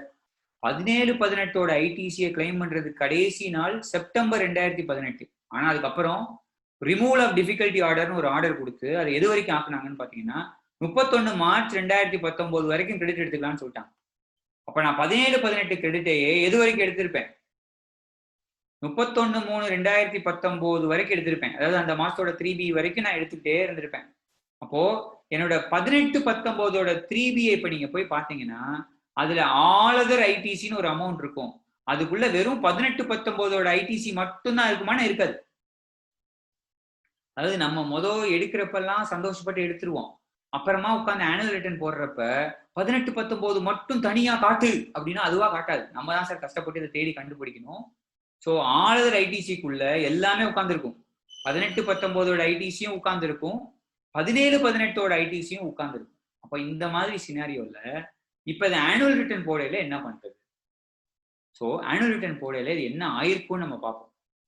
ஜிஎஸ்டிஆர் 3Bல நீங்க எடுக்கிற எல்லா கிரெடிட்டும், அதாவது டேபிள் 3Bல இருக்கிற டேபிள் 4A மைனஸ் 4B 4Cன்னு ஒன்று இருக்கும், நெட் ஐடிசின்னு ஒன்று இருக்கும் சார். இந்த நெட் ஐடிசி அப்படியே வந்து எங்க உட்காருன்னு பாத்தீங்கன்னா டேபிள் 6Aல வந்து உட்கார்ந்துருக்கும். Not net ITC, sorry, 4A என்ன ஐடிசி நீங்க எடுத்தீங்களோ அது அப்படியே வந்து இங்க GSTR 9ல 6A அப்படிங்கிற மாதிரி வந்து உட்கார்ந்து. ஸோ உங்க 4A part of GSTR 3B will be replicated here in 6A. இந்த 6A எடிட்டபிளான்னு பாத்தீங்கன்னா நாட் எடிட்டபிள். ஸோ GSTR 9ல ரெண்டு முக்கியமான table or rows is not at all editable. ஒன்னு 6A, இன்னொன்னு வந்து 8A. இது ரெண்டுமே ஐடிசி சம்பந்தப்பட்ட டேபிள், ரெண்டுமே எடிட்டபிள் கிடையாது. இந்த 6A directly auto populated from your GSTR 3B அப்படியே வந்து உட்கார்ந்துருக்கும். ஸோ நீங்க 17-18ஓட ஐடிசி எடுத்திருப்பீங்க, அதுவும் சேர்ந்து தான் இங்க வந்து உட்கார்ந்துருக்கும். இப்போ நீங்க டேபிள் 6ல என்ன செய்யணும்னா, இங்க நீங்க எடுத்த கிரெடிட்டுக்கு 6Aல எடுத்த கிரெடிட்டுக்கு பிரேக்கப் கொடுக்கணும். 6Bல போய் சொல்லணும் அது வந்து இன்புட் சர்வீஸா இல்ல கேபிட்டல் குட்ஸா, இது ஃபார்வர்ட் சார்ஜ்ல எடுத்த கிரெடிட்டா இல்ல ரிவர்ஸ் சார்ஜ்ல எடுத்த கிரெடிட்டா அப்படின்ற அளவுக்கு தான் அங்க இன்ஃபர்மேஷன் கேட்கப்படுது. அங்க என்ன இல்லைன்னா இது 17-18ல எடுத்த கிரெடிட்டா அப்படின்னு அங்க எங்கேயுமே கேட்கல சார், எங்கேயுமே கேட்கல. ஸோ இப்போ உங்களுக்கு என்ன கொஸ்டின் வரணும்னா, அது 6Bல காட்டணுமா காட்டக்கூடாதா? கண்டிப்பாக காட்ட வேண்டும், கண்டிப்பாக காட்ட வேண்டும். சார் போன வருஷத்தோட டேர்ன் ஓவரை இந்த வருஷம் காட்டணுமானா காட்டக்கூடாது, ஏன்னா அது போன வருஷத்தோட டேர்ன் ஓவர். ஆனா போன வருஷத்தோட ஐடிசியை நீங்க இந்த வருஷம் எடுத்திருந்தீங்கன்னா கண்டிப்பா அதை காட்டணும், கண்டிப்பா காட்டிதான் ஆகணும். காரணம் என்னன்னா, இந்த ஐடிசியை நீங்க இப்பதான் அவைல் பண்றீங்க. நான் திரும்பவும் டெக்னிக்கலா யூஸ் பண்றேன். நீங்க புக்ஸ்ல போன வருஷம் கிளைம் பண்ணிட்டீங்க, ஆனா ரிட்டர்ன்ஸ்ல இந்த வருஷம் தான் நீங்க அவைல் பண்ணிருக்கீங்க. அப்ப கண்டிப்பா இதை நீங்க 18-19ஓட ஆனுவல் ரிட்டர்ன்ல காட்டிதான் ஆகணும். எங்க காட்டணும்? டேபிள் 6Bலயே நீங்க காட்டணும், டேபிள் 6Bல காட்டணும். ஸோ அதான் ஃபர்ஸ்ட் கொஸ்டினுக்கான ஆன்சர். 50,000 ரூபாய் போன வருஷத்தோட கிரெடிட், ஆனா 18-19ல கிளைம் பண்ணிட்டேன், 6Aல வந்து நிற்கும். இதுக்கு நான் பிரேக்கப் எங்க கொடுக்கணும்? கண்டிப்பா 6Bல கொடுத்துதான். Next one, ITC of 30,000 pertaining to financial year 17-18 availed during the tax period 18-19 and reversed later in 19-20. 30,000 ரூபாய் கிரெடிட் போன வருஷத்தோட கிரெடிட், இந்த வருஷம் தான் எடுத்தேன், 18-19ல தான் எடுத்தேன், ஆனா தெரியாம எடுத்துட்டேன், அது தப்பா எடுத்துட்டேன், இன்எலிஜிபிள் கிரெடிட் எடுத்துட்டேன்னு எனக்கு அப்புறம் தான் தெரிஞ்சது. அதுக்கப்புறமா நான் ரிவர்சல் போட்டேன், ஆனா ரிவர்சலை இந்த வருஷம் போடல, அடுத்த வருஷம் போட்டேன். இதை எங்க காட்டுறது? this is another crucial thing. So okay, இப்போ என்னெல்லாம் பண்ணலான்னு பார்ப்போம். 30,000 ரூபாய் நீங்க எடுத்துட்டீங்க, இது உங்க 3Bல எடுத்திருப்பீங்க, இது 6Aல வந்து நின்றுருக்கும். 18-19ல இதுக்கு 6Bல பிரேக்கப் கொடுக்கணுமா? கண்டிப்பா பிரேக்கப் கொடுக்கணும், கொடுத்துருங்க. சப்சிக்வெண்டா நீங்க ரிவர்ஸ் பண்ணிட்டீங்க. ரிவர்ஸ் எப்போ பண்றீங்க? 19-20 அடுத்த வருஷம் ரிவர்ஸ் பண்றீங்க. ஸோ இது வந்து பார்ட் 5ல ஒரு இன்ஃபர்மேஷன் இருக்கும். Table 12 reverse ITC reversed in the subsequent இயர்னு ஒரு டேபிள் இருக்கும், அங்க போய் காட்டிடுங்க. ஸோ இந்த வருஷம் நான் எடுத்ததுக்கு பிரேக்கப் கொடுத்துருங்க, ஆனா ரிவர்ஸில் வந்து டேபிள் 12ல போய் காட்டிடுங்க. This is second scenario. Third item, 15,000 ரூபாய் 17-18ஓட ஐடிசி ரிவர்ஸ்டு டியூரிங் 18-19. போன வருஷம் நான் கிரெடிட் எடுத்துட்டேன், போன வருஷமே எடுத்துட்டேன், 17-18லேயே கிரெடிட் எடுத்துட்டேன், ஆனா ரிவர்சல் 18-19ல பண்றேன். இதை எப்படி காட்டுறது? இப்ப லாஸ்ட் இயர் நீங்க ஆனுவல் ரிட்டர்ன் போடல, அங்க பார்ட் 5ன்னு ஒன்று போட்டிருப்பீங்க. இந்த வருஷம் சார் எல்லாரும் ஆனுவல் ரிட்டர்ன் போடுறதுக்கு முன்னாடி போன வருஷத்தோட ஆனுவல் ரிட்டர்னை தயவு செய்து ஒரு காப்பி வாங்கிடுங்க. அதுல முக்கியமா அந்த பார்ட் 5ல என்னென்ன டீட்டெயில்ஸ் நம்ம கொடுத்துருக்கோம் அப்படிங்கிறத தயவு செய்து பாருங்க. அதை பார்த்துட்டு இந்த வருஷம் என்ன செய்யலாம் அப்படிங்கிற ஆக்ஷன் எடுங்க. ஸோ லாஸ்ட் இயர் நீங்க என்ன பண்ணிருப்பீங்கன்னா, இந்த 15,000த்தை டேபிள் 12ல காமிச்சிருப்பீங்க. என்னென்னு காமிச்சிருப்பீங்கன்னா, நான் ஐடிசி அவைல் பண்ணிட்டேன், ஆனா இந்த வருஷம் ரிவர்ஸ் பண்ணல, சப்சிக்வெண்ட் இயர்ல ரிவர்ஸ் பண்ணேன்னு அங்க காட்டியிருப்பீங்க. இப்போ இந்த வருஷம் அதை என்ன பண்ணணும்? இந்த வருஷம் என்ன பண்ணணும்னா, 15,000 ரூபாய் லாஸ்ட் இயர் எடுத்தது, ஆனா ரிவர்சல் மட்டும் இந்த வருஷம் நடந்திருக்கும். ரிவர்சல்னா 4Bல நீங்க போட்டிருப்பீங்க, GSTR 3Bல. இப்போ நீங்க அதை எங்க போய் ரிவர்சல்ல காட்டணும்னா, டேபிள் 7 GSTR 9ல டேபிள் 7ல காட்டணும். நார்மல் மற்ற ரூல்ஸ்ல அது ஃபிட் ஆகாது. ஸோ அங்க கீழே பாத்தீங்கன்னா 7Mன்னு ஒண்ணு இருக்கும், அதர் ரிவர்சல்ஸ்னு ஒண்ணு இருக்கும், அந்த இடத்துல போய் காட்டிடும். ஸோ லாஸ்ட் இயர் எடுத்த ஐடிசி இந்த வருஷம் ரிவர்ஸ் பண்ணீங்கன்னா அது வந்து 7M காட்டணும். இதுதான் இஷ்யூஸ் இன் ஐடிசி பொறுத்தளவுக்கு. இதுல என்ன ஒரு சிரமம் இருக்குன்னா சார், ஐடிசியும் சரி டேர்ன் ஓவரும் சரி 17-18 அட்ஜஸ்ட்மெண்ட்டை தனியா ரிப்போர்ட் பண்றதுக்கு GSTR 9ல எங்கேயாவது இடம் இருக்கானா இல்லை. இது நம்ம ஃபார்ம்ஸை பார்த்துட்டு கடைசியா we have some issues அதில் டிஸ்கஸ் பண்ணுவோம். ஸோ இதுதான் அந்த டேபிள் 6. இதுதான் நான் சொன்ன அந்த auto populated. Table 6A is an auto populated field. இங்கே நேரடியா டேபிள் 4A ஆஃப் 3Bல இருந்து ஆட்டோ பாப்புலேட் ஆயிரும். இதை உங்களால மாற்றவே முடியாது. இங்க என்ன ஃபிகர் இருக்கோ இதுக்கு கண்டிப்பா நீங்க இங்க பிரேக்கப் கொடுத்துதான் ஆகணும். 6Bல என்ன கொடுப்பீங்கன்னா ஃபார்வர்ட் சார்ஜ், அதாவது B2B சப்ளைஸ்க்கெல்லாம் இங்க கொடுக்கணும். தென் 6C 6Dல என்ன கொடுக்கணும்னா ரிவர்ஸ் சார்ஜ்ல நீங்க எடுத்த கிரெடிட்டை போடணும். சப்போஸ் எனக்கு தெரியல சார் ரிவர்ஸ் சார்ஜ் ரெஜிஸ்டர்ட் பர்சனா அன்ரெஜிஸ்டர்ட் பர்சனான்னு தெரியலன்னா ஒன்றும் கவலைப்படாதீங்க, எல்லாத்தையும் கொண்டு போய் 6Dல போட்டுருங்க. அதாவது ரெஜிஸ்டர்டு பர்சன் ரிவர்ஸ் சார்ஜ்னே போட்டுருங்கன்னு சொல்லி now they have given a relaxation. Similarly இதுல நிறைய பேருக்கு இன்னொரு பிரச்சனை வந்தது என்னன்னா இன்புட் சர்வீசஸ் கேபிட்டல் குட்ஸ் இப்படின்னு என்னால பிரேக்கப் பண்ண முடியல சார். அப்படி முடியலன்னா என்ன சார் செய்யறது? ஒன்றும் பண்ண வேணாம், எல்லாத்தையும் தூக்கி இன்புட்ஸ்ல போட்டுருங்க, கேபிட்டல் குட்ஸும் இன்புட் சர்வீஸும் பிளாங்க் போட்டுருங்க. ஆனா அதை நான் அட்வைஸ் பண்ண மாட்டேன்.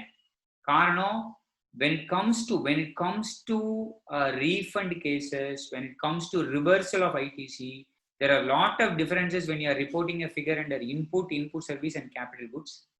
ஐடியலா பாத்தீங்கன்னா ஒரு அசசி இன்வர்ட் சப்ளை ரெஜிஸ்டர் அப்படின்னு ஒரு ரெஜிஸ்டர் இருக்கு sir. Section 35(1) of CGST act இந்த ரெஜிஸ்டர் சொல்லுது. என்ன சொல்லுதுன்னா ஒவ்வொரு அசசியும் இன்வர்ட் சப்ளை ரெஜிஸ்டர்னு ஒன்று மெயின்டைன் பண்ணணும். ஒவ்வொரு தடவை ஏதாவது ஒரு ஐட்டம் பர்ச்சேஸ் பண்ணும் போதும் அந்த ரெஜிஸ்டர்ல என்ட்ரி போடணும். அந்த ரெஜிஸ்டர்ல எப்படி என்ட்ரி பண்ணணும்னா அது இன்புட் சர்வீஸா கேபிட்டல் குட்ஸான்னு என்ட்ரி போடணும். ஸோ ஒரு நபர் அப்படி என்ட்ரி போட்டு கிளீனா அந்த இன்வர்ட் சப்ளை ரெஜிஸ்டர் மெயின்டைன் பண்ணியிருந்தாங்கன்னா இதோட பிரேக்கப் எடுக்கிறது மேட்டரே இல்லை. சப்போஸ் அவர் மெயின்டைன் பண்ணலைன்னா somehow you have tried to find out and report this figure. Worst case scenario, sir கண்டுபிடிக்கவே முடியல, எல்லாத்தையும் தூக்கி இன்புட்ஸ்ல போட்டுருங்க, ஒன்றும் பிரச்சனை இல்லை. Okay, so that's how it is. Then subsequent table, இதுவும் டேபிள் 6ஓட எக்ஸ்டென்ஷன் தான். இம்போர்ட் பண்றவங்களா இருந்தானா இம்போர்ட் ISD இதெல்லாம் இங்க நீங்க போட்டுருவீங்க. ஃபைனலா there is one important area that I want to stress upon here. Suppose rule 37 ஒரு ரூல் இருக்கு. அதாவது 180 நாளுக்குள்ள பேமெண்ட் பண்ணலைன்னா கிரெடிட்டர் ரிவர்ஸ் பண்ணணும். அப்புறம் எப்ப அந்த பேமெண்ட்டை நான் செலுத்துறேனோ அப்ப அந்த கிரெடிட்டை நான் ரீக்ளைம் பண்ணிக்கணும்னு ஒன்று இருக்கு. ஒருவேளை நீங்க ரிவர்சல் கொடுத்து திரும்ப reclaim பண்ணிருந்தீங்கன்னா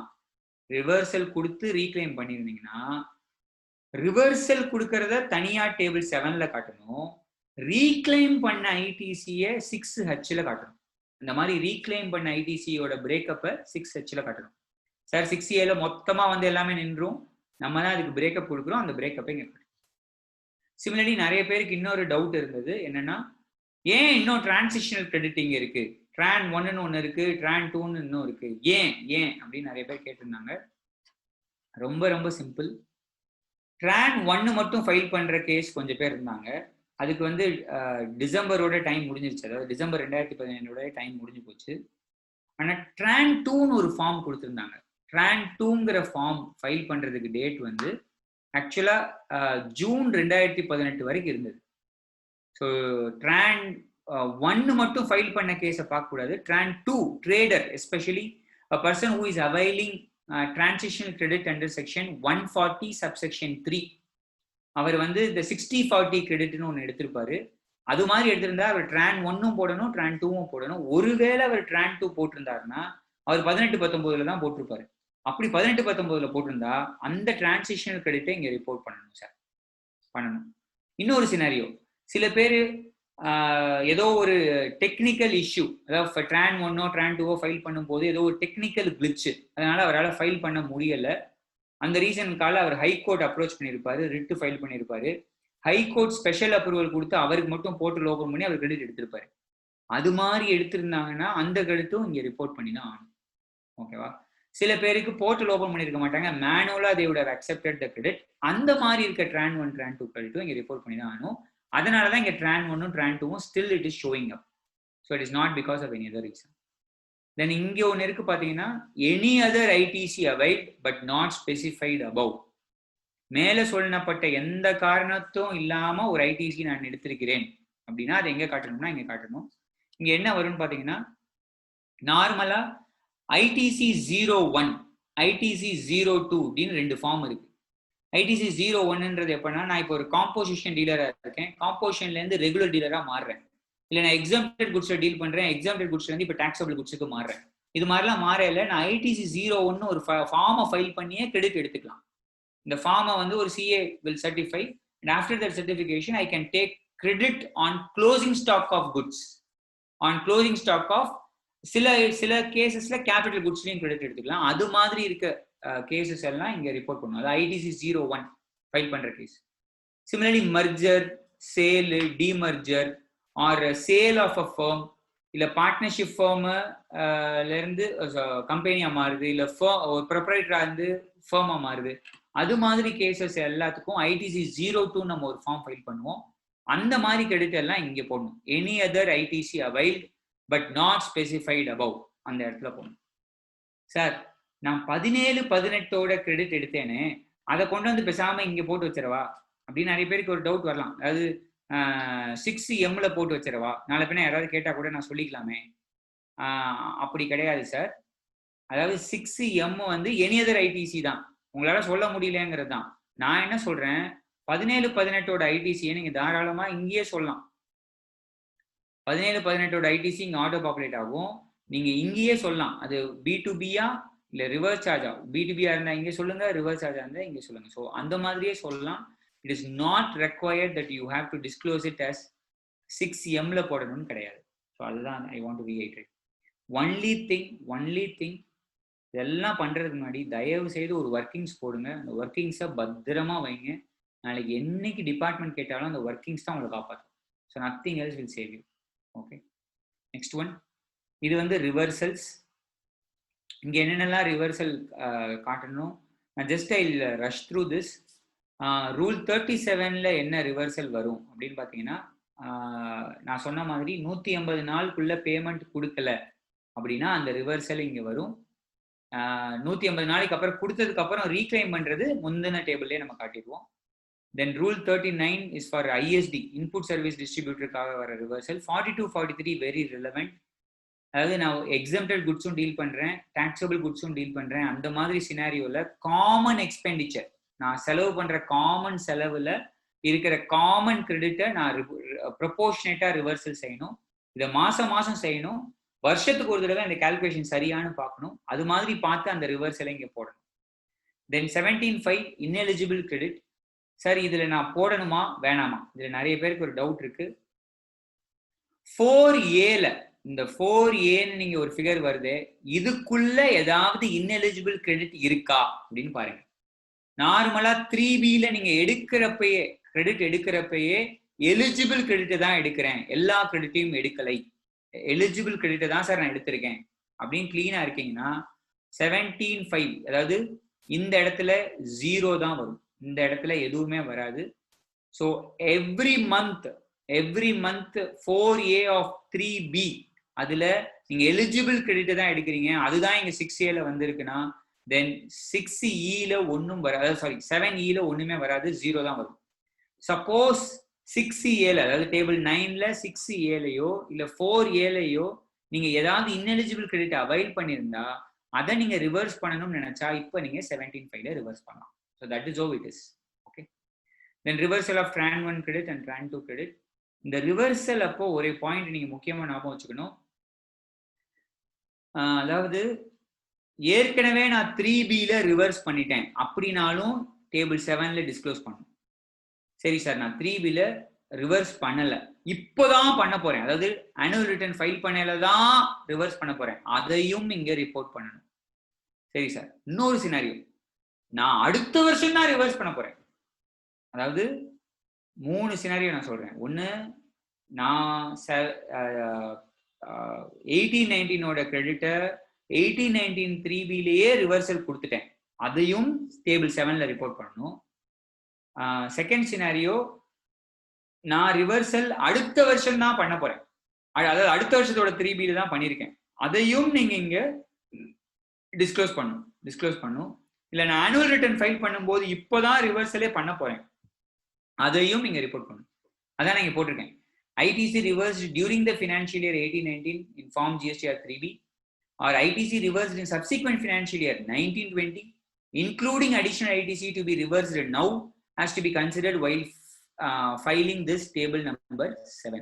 So the table 7 fill பண்ணல எல்லா ரிவர்சல்ஸையும் கன்சிடர் பண்ணும். 3 ரிவர்சல் சார், ஒன்னு ஏற்கனவே 3B போட்ட ரிவர்சல், அடுத்த வருஷத்தோட 3B போற ரிவர்சல், இன்னொன்னு போடவே இல்லாத ரிவர்சல், அதாவது இப்போதான் you are identifying there is something wrong and you have to reverse.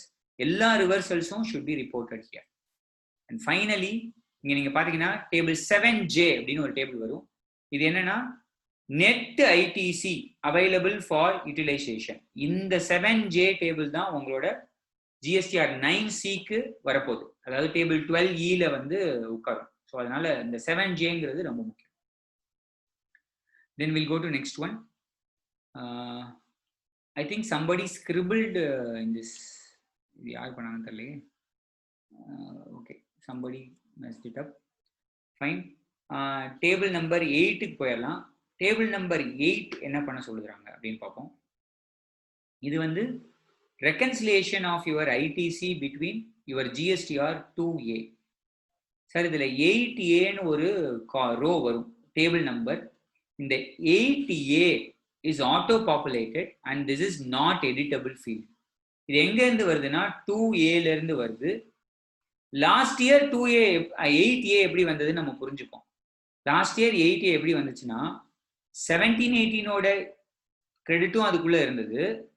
17-18ஓட ரிட்டர்ன்ஸை யாரெல்லாம் 18-19ல ஃபைல் பண்ணியிருந்தாங்களோ அதுவும் அதுக்குள்ள இருந்தது.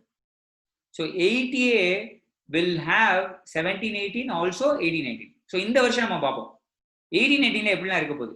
18-19ல என்ன நடக்கும்னு பார்த்தீங்கன்னா 18-19ஓட ரிட்டர்ன்ஸோட எல்லா கிரெடிட்ஸும் இதில் இருக்க போகுது.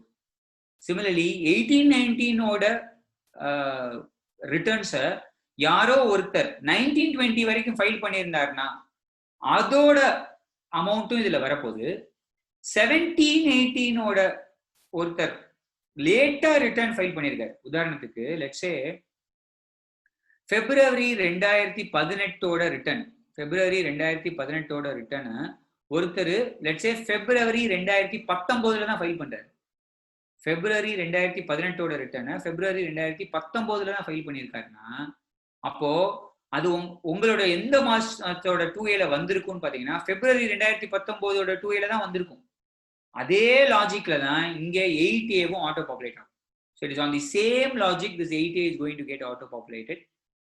சப்போஸ் சார் இந்த 8A டேபிள் ஆட்டோ பாப்புலேஷன் எனக்கு ஒண்ணுமே செட் ஆகல சார் அப்படின்னு நீங்க ஃபீல் பண்ணீங்கன்னா நீங்களே என்ன பண்ணுங்கன்னா ஒரு 2Aவை டவுன்லோட் பண்ணுங்க. அதாவது 18-19ஓட ஃபுல் 2A, அதே மாதிரி 17-18ஓட ரிட்டர்ன்ஸை லேட்டா போட்ட 2A, சிமிலர்லி 18-19ஓடது 19-20 செப்டம்பர் 2019 வரைக்கும் போட்ட ஒரு 2A. ஸோ இது எல்லா 2Aவும் நீங்க டவுன்லோட் பண்ணிட்டு அந்த 2Aவோட இதை கம்பேர் பண்ணி பாருங்க. கம்பேர் பண்ணி உங்க ஒர்க்கிங்ஸ்க்கு வச்சுக்கோங்க. 9C ஃபைல் பண்றவங்களுக்கு கவர்மெண்ட் என்ன சொல்லிட்டாங்கன்னா இந்த டேபிள் 8 என்டையர் டேபிள் 8 நம்ம மேனுவலா ஒர்க் பண்ணி அந்த ஒர்க்கிங்ஸ் அப்படியே அப்லோட் பண்ணிடலாம். While filing GSTR 9C, we can actually upload the table number 8 as per our workings into the portal. அதை பண்ண முடியும். ஆனா வெறும் 9 இருக்கிறவங்க just do a working and keep it with you. But otherwise this 8A is actually working in a different logic. So இதுல வர்ற ஃபிகரும் sir என்னோட 6A ஃபிகரும் என்னோட 8A ஃபிகரும் ஒன்னா இல்லை, கண்டிப்பா ஒன்னா இருக்காது. அது ரெண்டும் வேற, அதனால ஒன்னா இருக்கவே இருக்காது. ஓகேவா? தென் நீங்க 6Bல கொடுத்த எக்ஸ்பிளனேஷன், அதாவது டேபிள் 6ல கொடுத்த எக்ஸ்பிளனேஷன் இங்க வந்து ஆட்டோ பாப்புலேட் ஆயிரும். 6B + 6H இங்க ஆட்டோ பாப்புலேட் ஆயிரும். இது ரெண்டுத்துக்கும் உண்டான differences you have to explain. Suppose இங்க 2Aல இருக்க கிரெடிட்டை நீங்க சப்சிக்வெண்ட் இயர்ல எடுத்திருக்கீங்க, அதாவது 18-19ஓட கிரெடிட்டை 19-20ல எடுத்திருக்கீங்கன்னா then you have to report it in table number 8Cல நீங்க ரிப்போர்ட் பண்ணணும். ஏதாவது டிஃபரன்சஸ் இருந்தா it will be reported in 8Dல ரிப்போர்ட் ஆயிரும். Okay, so that's how it is reported here.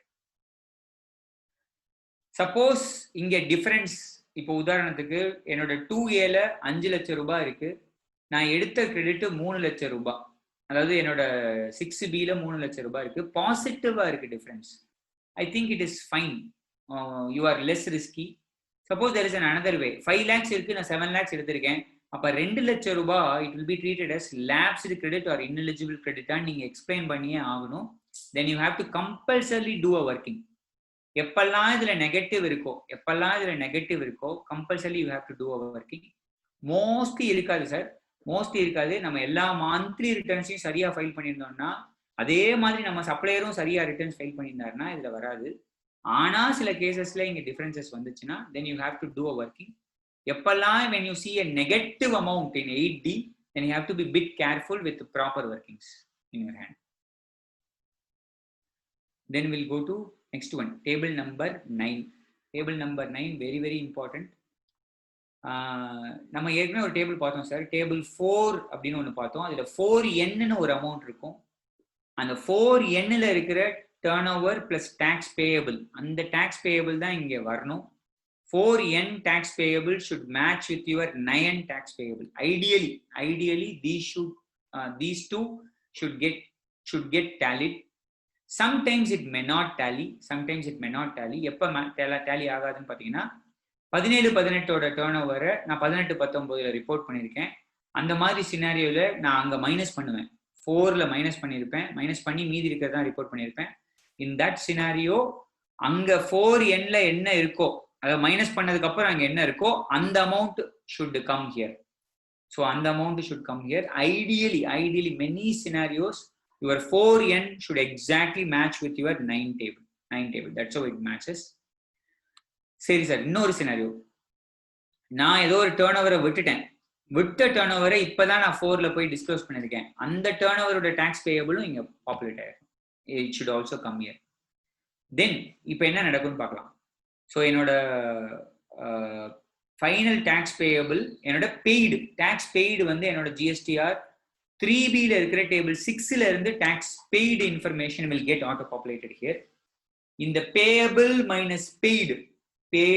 Minus paid இதுக்கான இந்த ரெண்டுத்துக்கான டிஃபரன்ஸ் அமௌண்ட் தான் நீங்க ஜிஎஸ்டிஆர் டிஆர்சி 03 போட வேண்டிய அமௌண்ட். டிஆர்சி 03 போட வேண்டிய அமௌண்ட். ஸோ சிம்பிளா சொல்லணும்னா உங்க payable minus paid should be the amount of DRC 03. இதுல இன்னொரு சினாரியோவும் I am foreseeing.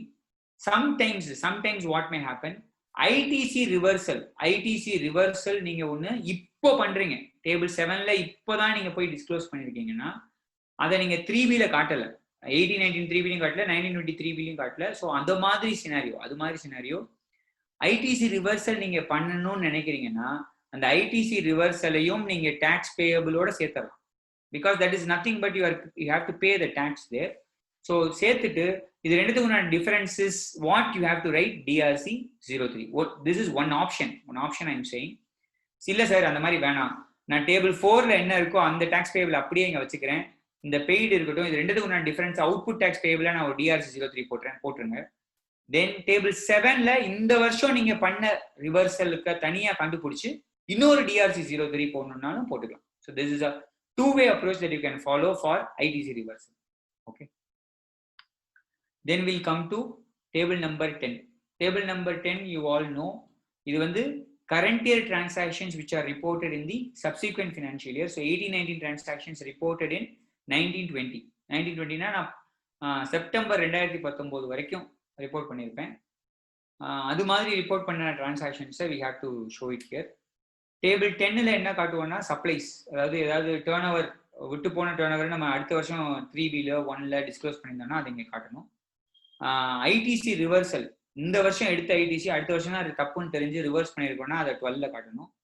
இந்த வருஷம் ஐடிசி எடுக்காம விட்ட ஐடிசி அடுத்த வருஷம் தான் எடுத்திருக்கோம் அப்படின்னா அதை டேபிள் நம்பர் 13ல காட்டணும். So this is how we have to disclose in part 5 of table number 10, 11, 12, 13 and 14.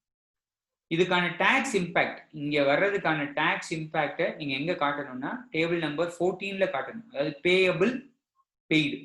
இங்க எப்ப பேயபிளும் காட்டணும் பெய்டும் காட்டணும்னா, நான் இந்த வருஷத்தோட டர்ன் ஓவரை அடுத்த வருஷம் 3Bல காட்டிட்டேன், பேயபிளா காட்டிட்டேன், டாக்ஸும் கட்டிட்டேன், 3B காட்டிட்டேன், டாக்ஸும் கட்டிட்டேன் அப்படின்னாதான் பெய்டுன்ற காலத்தை ஃபில் பண்ணணும்.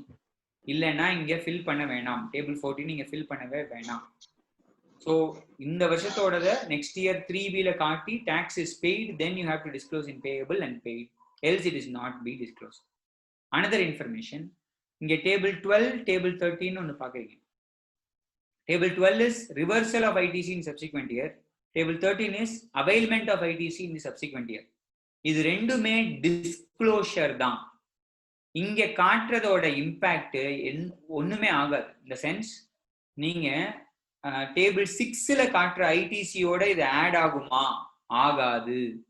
ஆனா டேர்ன் ஓவர் பாத்தீங்கன்னா டேபிள் 4 இருக்கிற டேர்ன் ஓவர் பிளஸ் டேபிள் 10 இருக்கிற டேர்ன் ஓவர் மைனஸ் டேபிள் 11 இருக்கிற டேர்ன் ஓவர்னு ஆகும். டேர்ன் ஓவருக்கு மட்டும் அப்படி கால்குலேட் ஆகும் உங்க டோட்டல் டேர்ன் ஓவர் கண்டுபிடிக்கிறதுக்கு. ஆனா ஐடிசி கண்டுபிடிக்கிறப்ப எப்படி ஆகாதுன்னா, சப்சிக்வெண்ட் இயர் ரிவர்சலோ சப்சிக்வெண்ட் இயர் ஐடிசி அவைல்டோ ஆடோ மைனஸோ ஆகாது. The reason is very simple. ஐடிசியை பொறுத்தளவுக்கு எந்த மாசம் நீங்க கிரெடிட் எடுக்கிறீங்களோ அது அந்த மாசத்தோட ஐடிசி, அவ்வளவுதான். எந்த மாசம் கிரெடிட் எடுக்கிறீங்களோ அந்த மாசத்தோட ஐடிசி. உதாரணத்துக்கு நீங்க 17-18 ஐடிசியை 18-19 எடுத்தீங்கன்னா அது 17-18 ஐடிசியா இருந்தா கூட it belongs to 18-19 year only. So ஐடிசியை பொறுத்தளவுக்கு இது ஆடோ மைனஸோ ஆகாது. This you have to remember it mind. Okay, then will go to next one. இது வந்து ரீஃபண்ட் இருக்கிறவங்களுக்கு மட்டும்தான் சார் அப்ளிகபிள். ரீஃபண்ட் டிமாண்ட்ஸ் இதெல்லாம் இருந்தால் you have to disclose it here. Government has given made these fields are all as optional. இதெல்லாம் உங்களால கொடுக்க முடிஞ்சா ஃபிகர்ஸ் கொடுங்க, கொடுக்க முடியல எடுக்க முடியலன்னா கொடுக்க வேண்டாம் அப்படின்னு ஆப்ஷனல் ஆக்கிட்டாங்க. So if it is possible try to give. If it is not possible, not necessary or not mandatory. This is only for statistical information. They want this info. Then this is something which is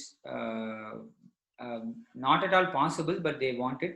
Supplies received from composition taxpayer, deemed supply by job worker and goods sent on accrual basis.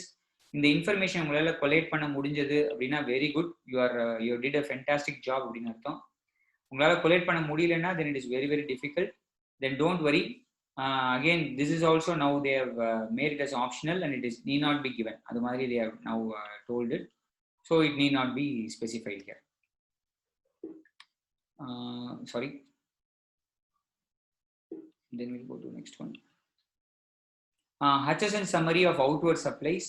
நீங்க மாசம் GSTR 1 file பண்ணும்போது HSN summary of outward supplies கொடுத்துட்டு file பண்ணிருந்தீங்கன்னா இப்போ இந்த information எடுக்கிறது வந்து ஒரு cake walk தான்.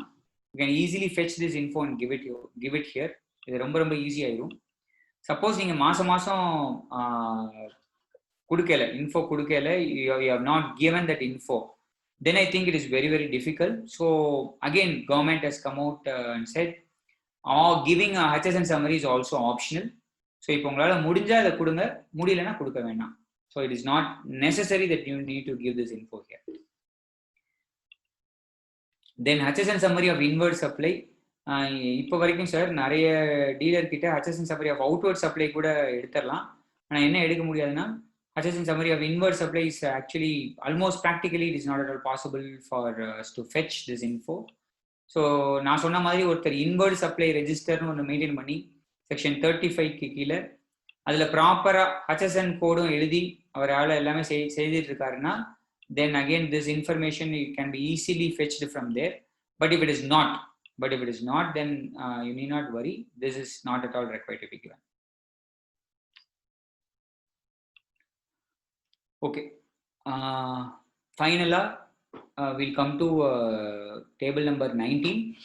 இதெல்லாம் முடிச்சதுக்கு அப்புறம் லேட் ஃபீஸ் வந்ததுன்னா லேட் ஃபீஸ் கட்டணும். கட்டிட்டு then you have to preview and then you have to file this particular form. Now these are the troubles that we have. Or நான் இப்போதைக்கு ஒரு 1-2 ரிட்டர்ன்ஸ் ஃபைல் பண்ணியிருக்கேன் சார். ஒரு 2 returns I have so far filed for 9 and 9C. ஏன்னா why I took a risk of filing only 2 is very very simple. I'm not sure whether this form will be the same, there's no doubt, but whether they will add or take away any fields, that I'm not sure. The reason I'll tell you, இப்போ நான் சொன்ன காரணம் தான் 2 காரணம் தான்.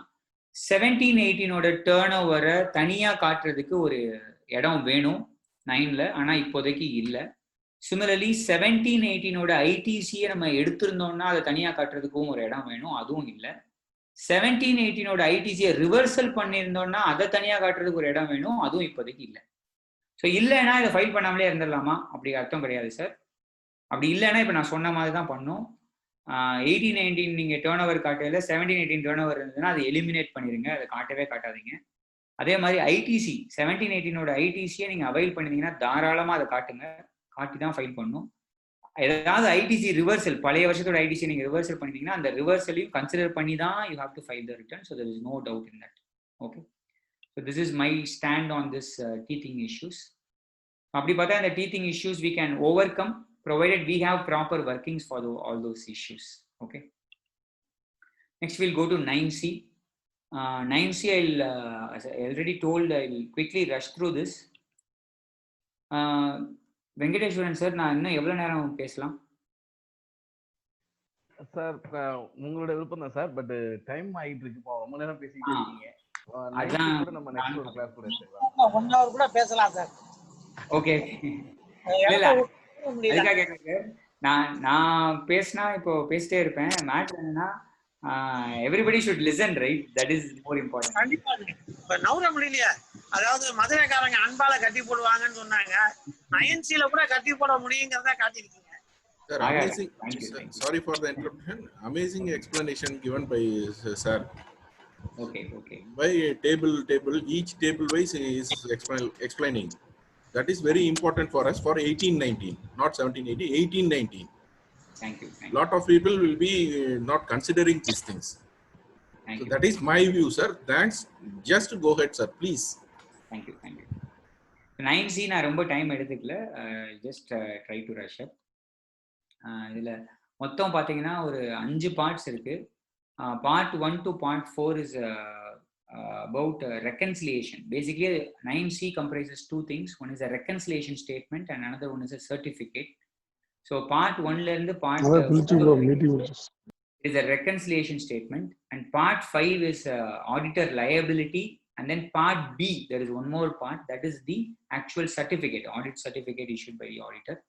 நான் முன்னாடியே சொன்ன மாதிரி யாருக்கெல்லாம் 9C அப்ளை ஆகுதோ, my humble request is start with 9C, then you try to do things at 9, and then again come back and finish your 9 and 9C. That's the best approach to follow. So the part 1 பார்த்தீங்கன்னா basic detail, again not much effort is required there. Part 2 consists of turnover reconciliation. So the turnover பார்த்தீங்கன்னா ரெண்டு இருக்கும், table 5, table 7. Table 5 is gross turnover, table 7 is taxable turnover. Then table 3 is about reconciliation of taxes paid. Very very important table. Rate wise tax கண்டுபிடிக்கிறது இந்த ஒரு இடத்துல தான். So நான் 9C prepare பண்ற கேஸ்க்குலாம் என்ன பண்றோம்னா, ஃபர்ஸ்ட் எடுத்தோடனே இந்த பார்ட் 3 போய் போடுவோம், அதுக்கப்புறம் தான் மற்ற டேர்ன் ஓவர் ரெக்கன்சிலேஷனே we are doing it. And then part 4 is reconciliation of input tax credit. It is a very simple table. They are given so simple. We'll see how it works. Okay. So இதுதான் இப்போ இருக்கிற utility. This is the table number 5. இதில் பார்த்தீங்கன்னா first 5Aல என்ன இருக்குன்னா, turnover as per audited financial statement. So அவர் ரொம்ப கிளியர், 18-19 டேக்ஸ் ஆடிட் பண்ணியிருந்தாருன்னா அந்த இது அப்படியே எடுத்துக்கலாம், ஏன்னா 5 crore மேலே தான் இது வரும். ஸோ கண்டிப்பாக அந்த அசஸிக்கு டேக்ஸ் ஆடிட் இருந்திருக்கும். இன்கம் டேக்ஸ் அசஸ் என்ன டேர்ன் ஓவர் ஃபைல் பண்ணாரோ அதை அப்படியே எடுத்து இங்கே ஃபிட் பண்ணணும். ஒன்லி திங், நிறைய பிரான்ச்சஸ் இருந்துச்சுன்னா, நிறைய மல்டிபிள் ஜிஎஸ்டிஎன் நம்பர் இருந்துச்சுன்னா, ஒவ்வொரு ஜிஎஸ்டிஎன் நம்பருக்கும் அந்த அசஸி ஒரு ட்ரையல் பேலன்ஸ் பண்ணணும், அட்லீஸ்ட் ஒரு பிஎன்எல் பேலன்ஸ் ஷீட் ப்ரிப்பேர் பண்ணணும். அதில் இருக்கிற டேர்ன் ஓவர் தான் இங்கே வந்து அவர் போடணும். தென் கீழே இருக்கிற பியில இருந்து என் வரைக்கும் தனித்தனியா கொடுக்க வேண்டிய ஐட்டத்தை எல்லாத்தையும் இப்போ அவங்க என்ன சொல்லிட்டாங்கன்னா, 5B to 5Nல இருக்கிற எல்லா அட்ஜஸ்ட்மெண்ட்ஸையும் ஒரே இதாக கொடுத்துடலாம். அதாவது 5O adjustments in turnover due to reasons not listed அபோவ்னு கொடுத்துடலான்னு சொல்லியிருக்காங்க. ஆனா again my request here would be, கண்டிப்பா எனக்கு தெரியுது, கிளியரா எனக்கு தெரியுது சார், அதாவது அன்அட்ஜஸ்டட் அட்வான்சஸ்ன்னு சொல்லுவோம். அட்வான்ஸ் வாங்கிட்டேன், டாக்ஸ் கட்டிட்டேன், ஆனா இன்னும் அது என்னோட டேர்ன் ஓவர் இல்லை. அதே மாதிரி அன்பில்டு ரெவென்யூன்னு ஒன்று சொல்லுவோம், ரெவென்யூ புக் பண்ணிட்டேன் இன்னும், ஆனா இன்வாய்ஸ் இஷ்யூ பண்ணல. ஸோ அந்த மாதிரி கேஸ்லாம் இருந்தால் இங்கே அதுக்குன்னு தனித்தனி இடம் இருக்குது. அன்அட்ஜஸ்ட் அட்வான்சஸ்னா 5C, அன்பில் ரெவென்யூனா 5B. ஸோ அது மாதிரி இருக்கிறதெல்லாம் தயவு செய்து அந்தந்த இடத்துல போடுறது தான் நல்லதே தவிர அதை ஒரே இதாக போடுறது கஷ்டம். நாளை பின்ன கேட்டால் it is very difficult to explain. So it is better we put it in the right place. Another issue, deemed supply. நார்மலாக பார்த்தீங்கன்னா பிரான்ச் டிரான்ஸ்ஃபர் இருக்கும். 2 ஜிஎஸ்டி நம்பர் வச்சிருப்பாரு எஸ்எஸ்சி. ஒரு ஜிஎஸ்டி நம்பர்லேருந்து இன்னொரு ஜிஎஸ்டி நம்பருக்கு குட்ஸை ட்ரான்ஸ்ஃபர் பண்ணியிருப்பாரு. அது உங்கள் பிஎன்எல் ஃபைனலாக அவர் கன்சாலிடேட்டட் பிஎன்எல் அக்கௌண்ட்டில் பார்த்தீங்கன்னா அது ரெஃப்ளெக்ட் ஆகாது. ஏன்னா அவங்க இன்டர் பிரான்ச் டிரான்சாக்ஷன்ஸ் எலிமினேட் பண்ணிடுவாங்க. ஆனால் ஜிஎஸ்டியில் உங்களுக்கு தெரியும், ரெண்டு வெவ்வேறு ஜிஎஸ்டி நம்பர் இருந்தால் those persons will be treated as a distinct person, and if they are distinct person அவங்களுக்குள்ள நடக்கிற transaction will be treated as deemed supply.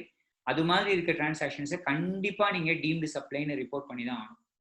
So those deemed supply transactions should be taken care of and reported. இது goods இருக்கிற இடத்துல ரொம்ப ஈஸியாக கண்டுபிடிச்செல்லாம் report பண்ணிடலாம். Service என்டிட்டியில் ரொம்ப கஷ்டம். There is some concept called as cross சார்ஜ்னு ஒன்று இருக்குது.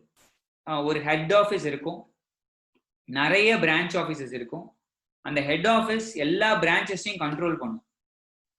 ஆனால் அந்த ஹெட் ஆஃபீஸ்ல இருந்து இந்த பிரான்ச் ஆஃபீஸர்ஸ்க்கு ஒரு இன்வாய்ஸ் கூட இஷ்யூ பண்ணியிருக்க மாட்டாங்க. அது மிக தவறு. காரணம், கிராஸ் சார்ஜ்னு ஒன்று இருக்கு. ஹெட் ஆஃபீஸ் மற்ற எல்லா பிரான்ச்சையும் மேனேஜ் பண்றதே அது மற்ற பிரான்ச்சஸ்க்கு பண்ற சப்ளை தான். அதுக்கு ஹெட் ஆஃபீஸ் ஒரு ரெஜிஸ்ட்ரேஷன் எடுத்து அந்த மற்ற பிரான்ச்சஸ்க்கெல்லாம் ஒரு இன்வாய்ஸ் பண்ணி தான் ஆகணும். நிறைய பேர் பண்ணியிருக்க மாட்டாங்க. But that has to be done and it has to be reported as a deemed supply. So these things needs to be taken care of. Then இங்கே எதாவது டிஃபரன்ஸ் இருந்தால் உங்கள் புக்கு டேர்ன் ஓவருக்கும் GSTR 9ல இருக்கிற டேர்ன் ஓவருக்கும் டிஃபரன்சஸ் இருந்தால் that differences needs to be reported. Reason by reason it has to be reported here. Then table number 7, this is total turnoverலேருந்து exempted, nil rated மற்ற எல்லாத்தையும் detect பண்ணிங்கன்னா you will get the taxable turnover as per books. And this taxable turnover as per book should get reconciled with your GSTR 9 turnover. இது ரெண்டும் tally ஆகணும். இங்கே ஏதாவது reason for differences இருந்தால் it has to be shown here. Why there was a reason for differences needs to be shown here. இதுதான் நான் சொன்னேன், இந்த rate wise turnover and tax. இப்போ இங்க என்னென்ன பண்றோம்னு பார்த்தீங்கன்னா, rate wise taxable வேல்யூங்கிற காலத்துல நம்ம டேர்ன் தான் போடுறோம். அதுக்கப்புறம் அதுக்கான டேக்ஸ் இங்க போடுறோம். ஸோ 9C அப்ளை ஆகிற கேஸுக்கு இந்த டேபிள் 9 மொதல் ப்ரிப்பேர் பண்ணீங்கன்னா போதும். That will help you actually to fill the other table. So first you start with table 9 in 9C, because இதில் ஒரு பிரேக்கப் சூப்பராக அவங்களே கொடுத்துருக்காங்க. இந்த பிரேக்கப் எடுத்தாலே போதும், 9C நீங்கள் கம்ப்ளீட் பண்ணிடலாம். Then this is interest and penalty and other charges. இங்கே ஏதாவது டிஃபரன்சஸ் இருந்தால் it has to be reported here. This is the important table again. அதாவது ஆடிட்டர் லயபிலிட்டி, அவுட்வர்ட் சப்ளைஸ்ல ஏதாவது லயபிலிட்டி இருந்தால் it should be reported by the auditor. Now we'll come to this important table, table number 12. So ITC availed as per the audited financial statements இங்க இருக்கு. இங்க நான் என்ன சொல்லுவேன்னா, எல்லாரையும் நெட் ஐடிசி போடாதீங்க. நெட் ஐடிசியை கஷ்டப்பட்டு தேடாதீங்க. புக்ல நெட் ஐடிசியை கண்டுபிடிக்கிறது கஷ்டம். ஏன்னா புக்ஸ்ல அசசி ரிவர்ஸ் பண்ணியிருப்பாரு மாட்டாரு தெரியாது. மோஸ்ட்லி அசசி கிரெடிட் எடுக்க தான் தெரியும், அதை ரிவர்ஸ் பண்ணணும்னு தெரியாது. அது ரிவர்ஸ் புக்ஸ்ல பண்ணியிருக்க வாய்ப்பே இல்லை. ஸோ நான் என்ன சஜஸ்ட் பண்ணுவேன்னா, ITC availed as per audited financial ஸ்டேட்மெண்ட்ஸ்னு கொடுக்குறாங்களா, இது வந்து கிளைம்டு புக்ஸில் கிளைம் பண்ண ஐடிசி எவ்வளோ, கிராஸ் ஐடிசி. நிறைய பேர் CGST receivable, SGST receivable, IGST receivable தனித்தனி அக்கௌண்ட் வச்சிருந்தாங்கன்னா அந்த ரிசீவபிள் அக்கௌண்ட்டோட டோட்டல். சில பேர் சிஜிஎஸ்டி அக்கௌண்ட்னு ஒரே அக்கௌண்ட் வச்சிருப்பாங்க. டெபிட் சைடு எல்லாம் கிரெடிட் எடுத்தது, கிரெடிட் சைடு எல்லாம் அவங்க பே பண்ண வேண்டியது. ஸோ அந்த டெபிட் சைடோட total. So that is what it needs to be reported here. அதுதான் நான் இங்கே சொல்கிறேன். An ITC booked in earlier financial year but claimed in current financial year. இதுதான் நான் சொன்னேன். 17-18 ஐடிசியை நீங்கள் 18-19 அவைல் பண்ணிருந்தீங்கன்னா அது இங்கே போடணும். இந்த ஃபிகர் நீங்கள் கஷ்டப்பட்டு தேட வேணாம். லாஸ்ட் இயர் டேபிள் 13 போய் பார்த்தீங்கன்னா அந்த ஃபிகர் தான் இந்த ஃபிகர். ஸோ அங்கே நீங்கள் டேரெக்டாக ஃபிட் பண்ணிடலாம். Similarly, ITC booked in current financial year to be claimed in subsequent financial year. இது இந்த வருஷத்தோட GSTR 9ல இருக்கிற டேபிள் நம்பர் 13 அதை இங்கே போட்டணும். இது எல்லாத்தோட டிஃபரன்ஸும் should get reconciled with your table number 7J. அதாவது 9ஓட டேபிள் 7Jயோட ரெக்கன்சைல் ஆகும்.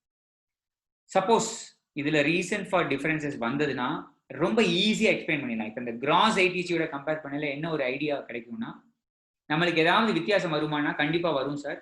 அந்த வர்றது எல்லாமே என்னவா இருக்கும்னா நம்ம ரிவர்சல் பண்ணதா இருக்கும், இல்ல பண்ண வேண்டியதா இருக்கும். அப்படி பண்ணதாவோ பண்ண வேண்டியதாவோ இருந்தால் டேபிள் 7 ஆஃப் ஜிஎஸ்டிஆர் 9ல அதை காமிச்சு முடிச்சிடலாம். So that is why I'm saying it is very easy. It is very easy when you take the gross ITC for comparison rather than taking the net ITC for comparison in table 12 of GSTR 9C. Then the expense wise ITC breakup, again here also we have to take gross ITC expense wise, but இப்போ இது வேணான்னு சொல்லிட்டாங்க. it is only optional. முன்னாடியே சொன்ன மாதிரி ஆப்ஷனல்னு ஒன்று இருந்தால் நம்ம அதை செய்ய மாட்டோம். ஸோ இப்போ ஆப்ஷனல் சொல்லிட்டாங்க. இன்ஃபர்மேஷன் இருந்தா எடுக்க முடிஞ்சா ப்ளீஸ் கொடுங்க. இன்ஃபர்மேஷன் இல்லை எடுக்க முடியல, it is very difficult, then you can leave it by choice, not a problem. Then again this is ITC result. I go here. இதுதான் அந்த பார்ட் 5 ஆடிட்டர் ரெக்கமெண்டேஷன். இதில் 2 விஷயம் வரும். டேபிள் 11ல அவர் சொன்ன ரெக்கமெண்டேஷன், டேபிள் 16ல அவர் சொன்ன ரெக்கமெண்டேஷன். அதாவது டேபிள் 11 வந்து output tax liability, table 16 வந்து ஐடிசி ரிவர்சல். இது ரெண்டுத்துக்கான recommendation should be combined and specified in part 5 auditor recommendation. And finally this is audit report. Audit reportல முன்னாடி true and correct னு கொடுக்கணும்னு சொல்லியிருந்தாங்க. So risk of the auditor is very much higher. Now they have revised it to say that true and fair view. So somewhat the risk is reduced now. Similarly earlier they have to give a cash flow statement mandatory னு சொல்லியிருந்தாங்க. இப்போ அது optional ஆக்கிட்டாங்க. So now it is not required to be given. Any doubts or questions you can ask me. I think I have completed my presentation. Sir சில questions எனக்கு தெரிஞ்சு Venkateswaran sir எனக்கு வந்து மெயில் பண்ணியிருந்தாரு. மேபி அந்த கொஸ்டின்ஸ் எடுத்துக்கலாமா? Can we take up those questions? Sir Sulakumar sir, நிறைய விஷயங்கள் ரொம்ப நேரம் பேசிட்டீங்க. ஆக்சுவலா வந்து உங்களுக்கு வந்து நான் நெக்ஸ்ட் சாட்டர்டேவும் வந்து ஒன்லி ஜிஎஸ்டிஆர் 9 பத்தி உள்ள கொஸ்டின் ஆன்சர் மட்டுமே கொடுத்த இன்னொரு ப்ரோக்ராம் பண்ணணும்னு ரொம்ப விரும்புறோம் நாங்க. ஸோ நீங்க கொஞ்சம் டைம் ஸ்பெண்ட் பண்ணி நெக்ஸ்ட் சாட்டர்டே எங்களுக்கு வந்து ஒன்லி ஜிஎஸ்டிஆர் 9ல இருக்க டவுட் பூராம எங்க மெம்பர்ஸுங்க கேள்விகள் கேட்பாங்க. நான் சம்டைம் எனக்கு மெயில் கூட போட சொல்றேன், வாட்ஸ்அப்ல போட சொல்றேன், அதை உங்களுக்கு ஃபார்வர்ட் பண்ணிடுறேன். நீங்க ப்ரிப்பேர் பண்ணிட்டு எனக்கு கமிங் சாட்டர்டே கூட நீங்க क्वेश्चन ஆன்சர் எல்லாமே நீங்க ரெடி பண்ணி கொடுத்தா நல்லா இருக்கும். ஓகே. ஆர் இந்த இங்க ஒரு மெயில் ஐடி இருக்குல சார், இப்போ மெயில் ஐடி தெரியல. Okay sir, okay. they can even send those queries to this. Okay. நம்ம வேணா ஒரு half an hour செஷன் மாதிரி வச்சுக்கலாமா? டெஃபினட்டா சார் வச்சுக்கலாம் sir. half an hour session next Saturday கன்ஃபார்மா நம்ம வச்சுக்குவோம் சார். கொஞ்சம் நீங்க எங்களுக்கு கொஞ்சம் கோஆபரேட் பண்ணுங்க. ஏன்னா நிறைய क्वेश्चंस ஆன்சர் நிறைய பேர் கேட்டுட்டு தான் இருக்காங்க. சோ இந்த டைம் நிறைய ஆயிருச்சு, போங்க ரொம்ப டைம் எடுத்துக்க முடியாது, அதுக்காக தான் நான் சொல்றேன். sorry sir 9C is not a small topic, so கண்டிப்பா sorry for it. Sir, thank you President sir. Venkatesan சொல்லுங்க சார். பேசுங்க சார். சிஏஎம் செல்வகுமார் சார், உங்களுக்கு தமிழ்நாடு ஜிஎஸ்டி ப்ரொஃபஷனல் அசோசியேஷன் சார்பாக முதல்ல ஒரு நன்றி கலந்த வணக்கத்தை தெரிவித்துக் கொள்கிறேன்.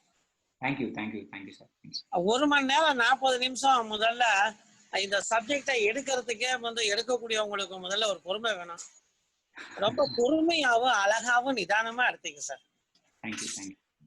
எங்களுக்கெல்லாம் இதெல்லாம் ஒரு ஆப்பர்ச்சுனிட்டி. அதனால மறுபடியும் உங்களுக்கு ஒரு நன்றி கலந்த வணக்கத்தை தெரிவித்துக் கொள்கிறேன். அதே நேரத்துல இதோட ஒரு பிபிடி காப்பி ஒண்ணு கொஞ்சம் வெங்கடேஸ்வரனுக்கு கொஞ்சம் அனுப்பிச்சு வச்சீங்கன்னா அதெல்லாம் கொஞ்சம் பாக்குறதுக்கு நல்லா இருக்கும் sir. Sure sir, sure I send it. அல்ஹம்துலில்லாஹ். நம்முடைய செல்வகுமார் சாரை வந்து ஃபைண்ட் அவுட் பண்ணி கொண்டு வந்த வெங்கடேஸ்வரன் சாருக்கு உதவியாக இருந்த சங்கர் நாராயணன் சாருக்கும் இந்த நேரத்துல நன்றி சொல்ல கடமைப்பட்டுள்ளேன். இதுல பார்ட்டிசிபேஷன் பண்ண அத்தனை அன்பர்களுக்கும் நண்பர்களுக்கும் நன்றியை தெரிவித்துக் கொள்கிறேன். நன்றி, வணக்கம். மீண்டும் சந்திப்போம் சார். நெக்ஸ்ட் சாட்டர்டே இதே சாரோட கிளாஸ் இருக்கு. 9C 9 பத்தி क्वेश्चन ஆன்சர் நிறைய கேட்கலாம். ரொம்ப தேங்க்ஸ். ஹலோ.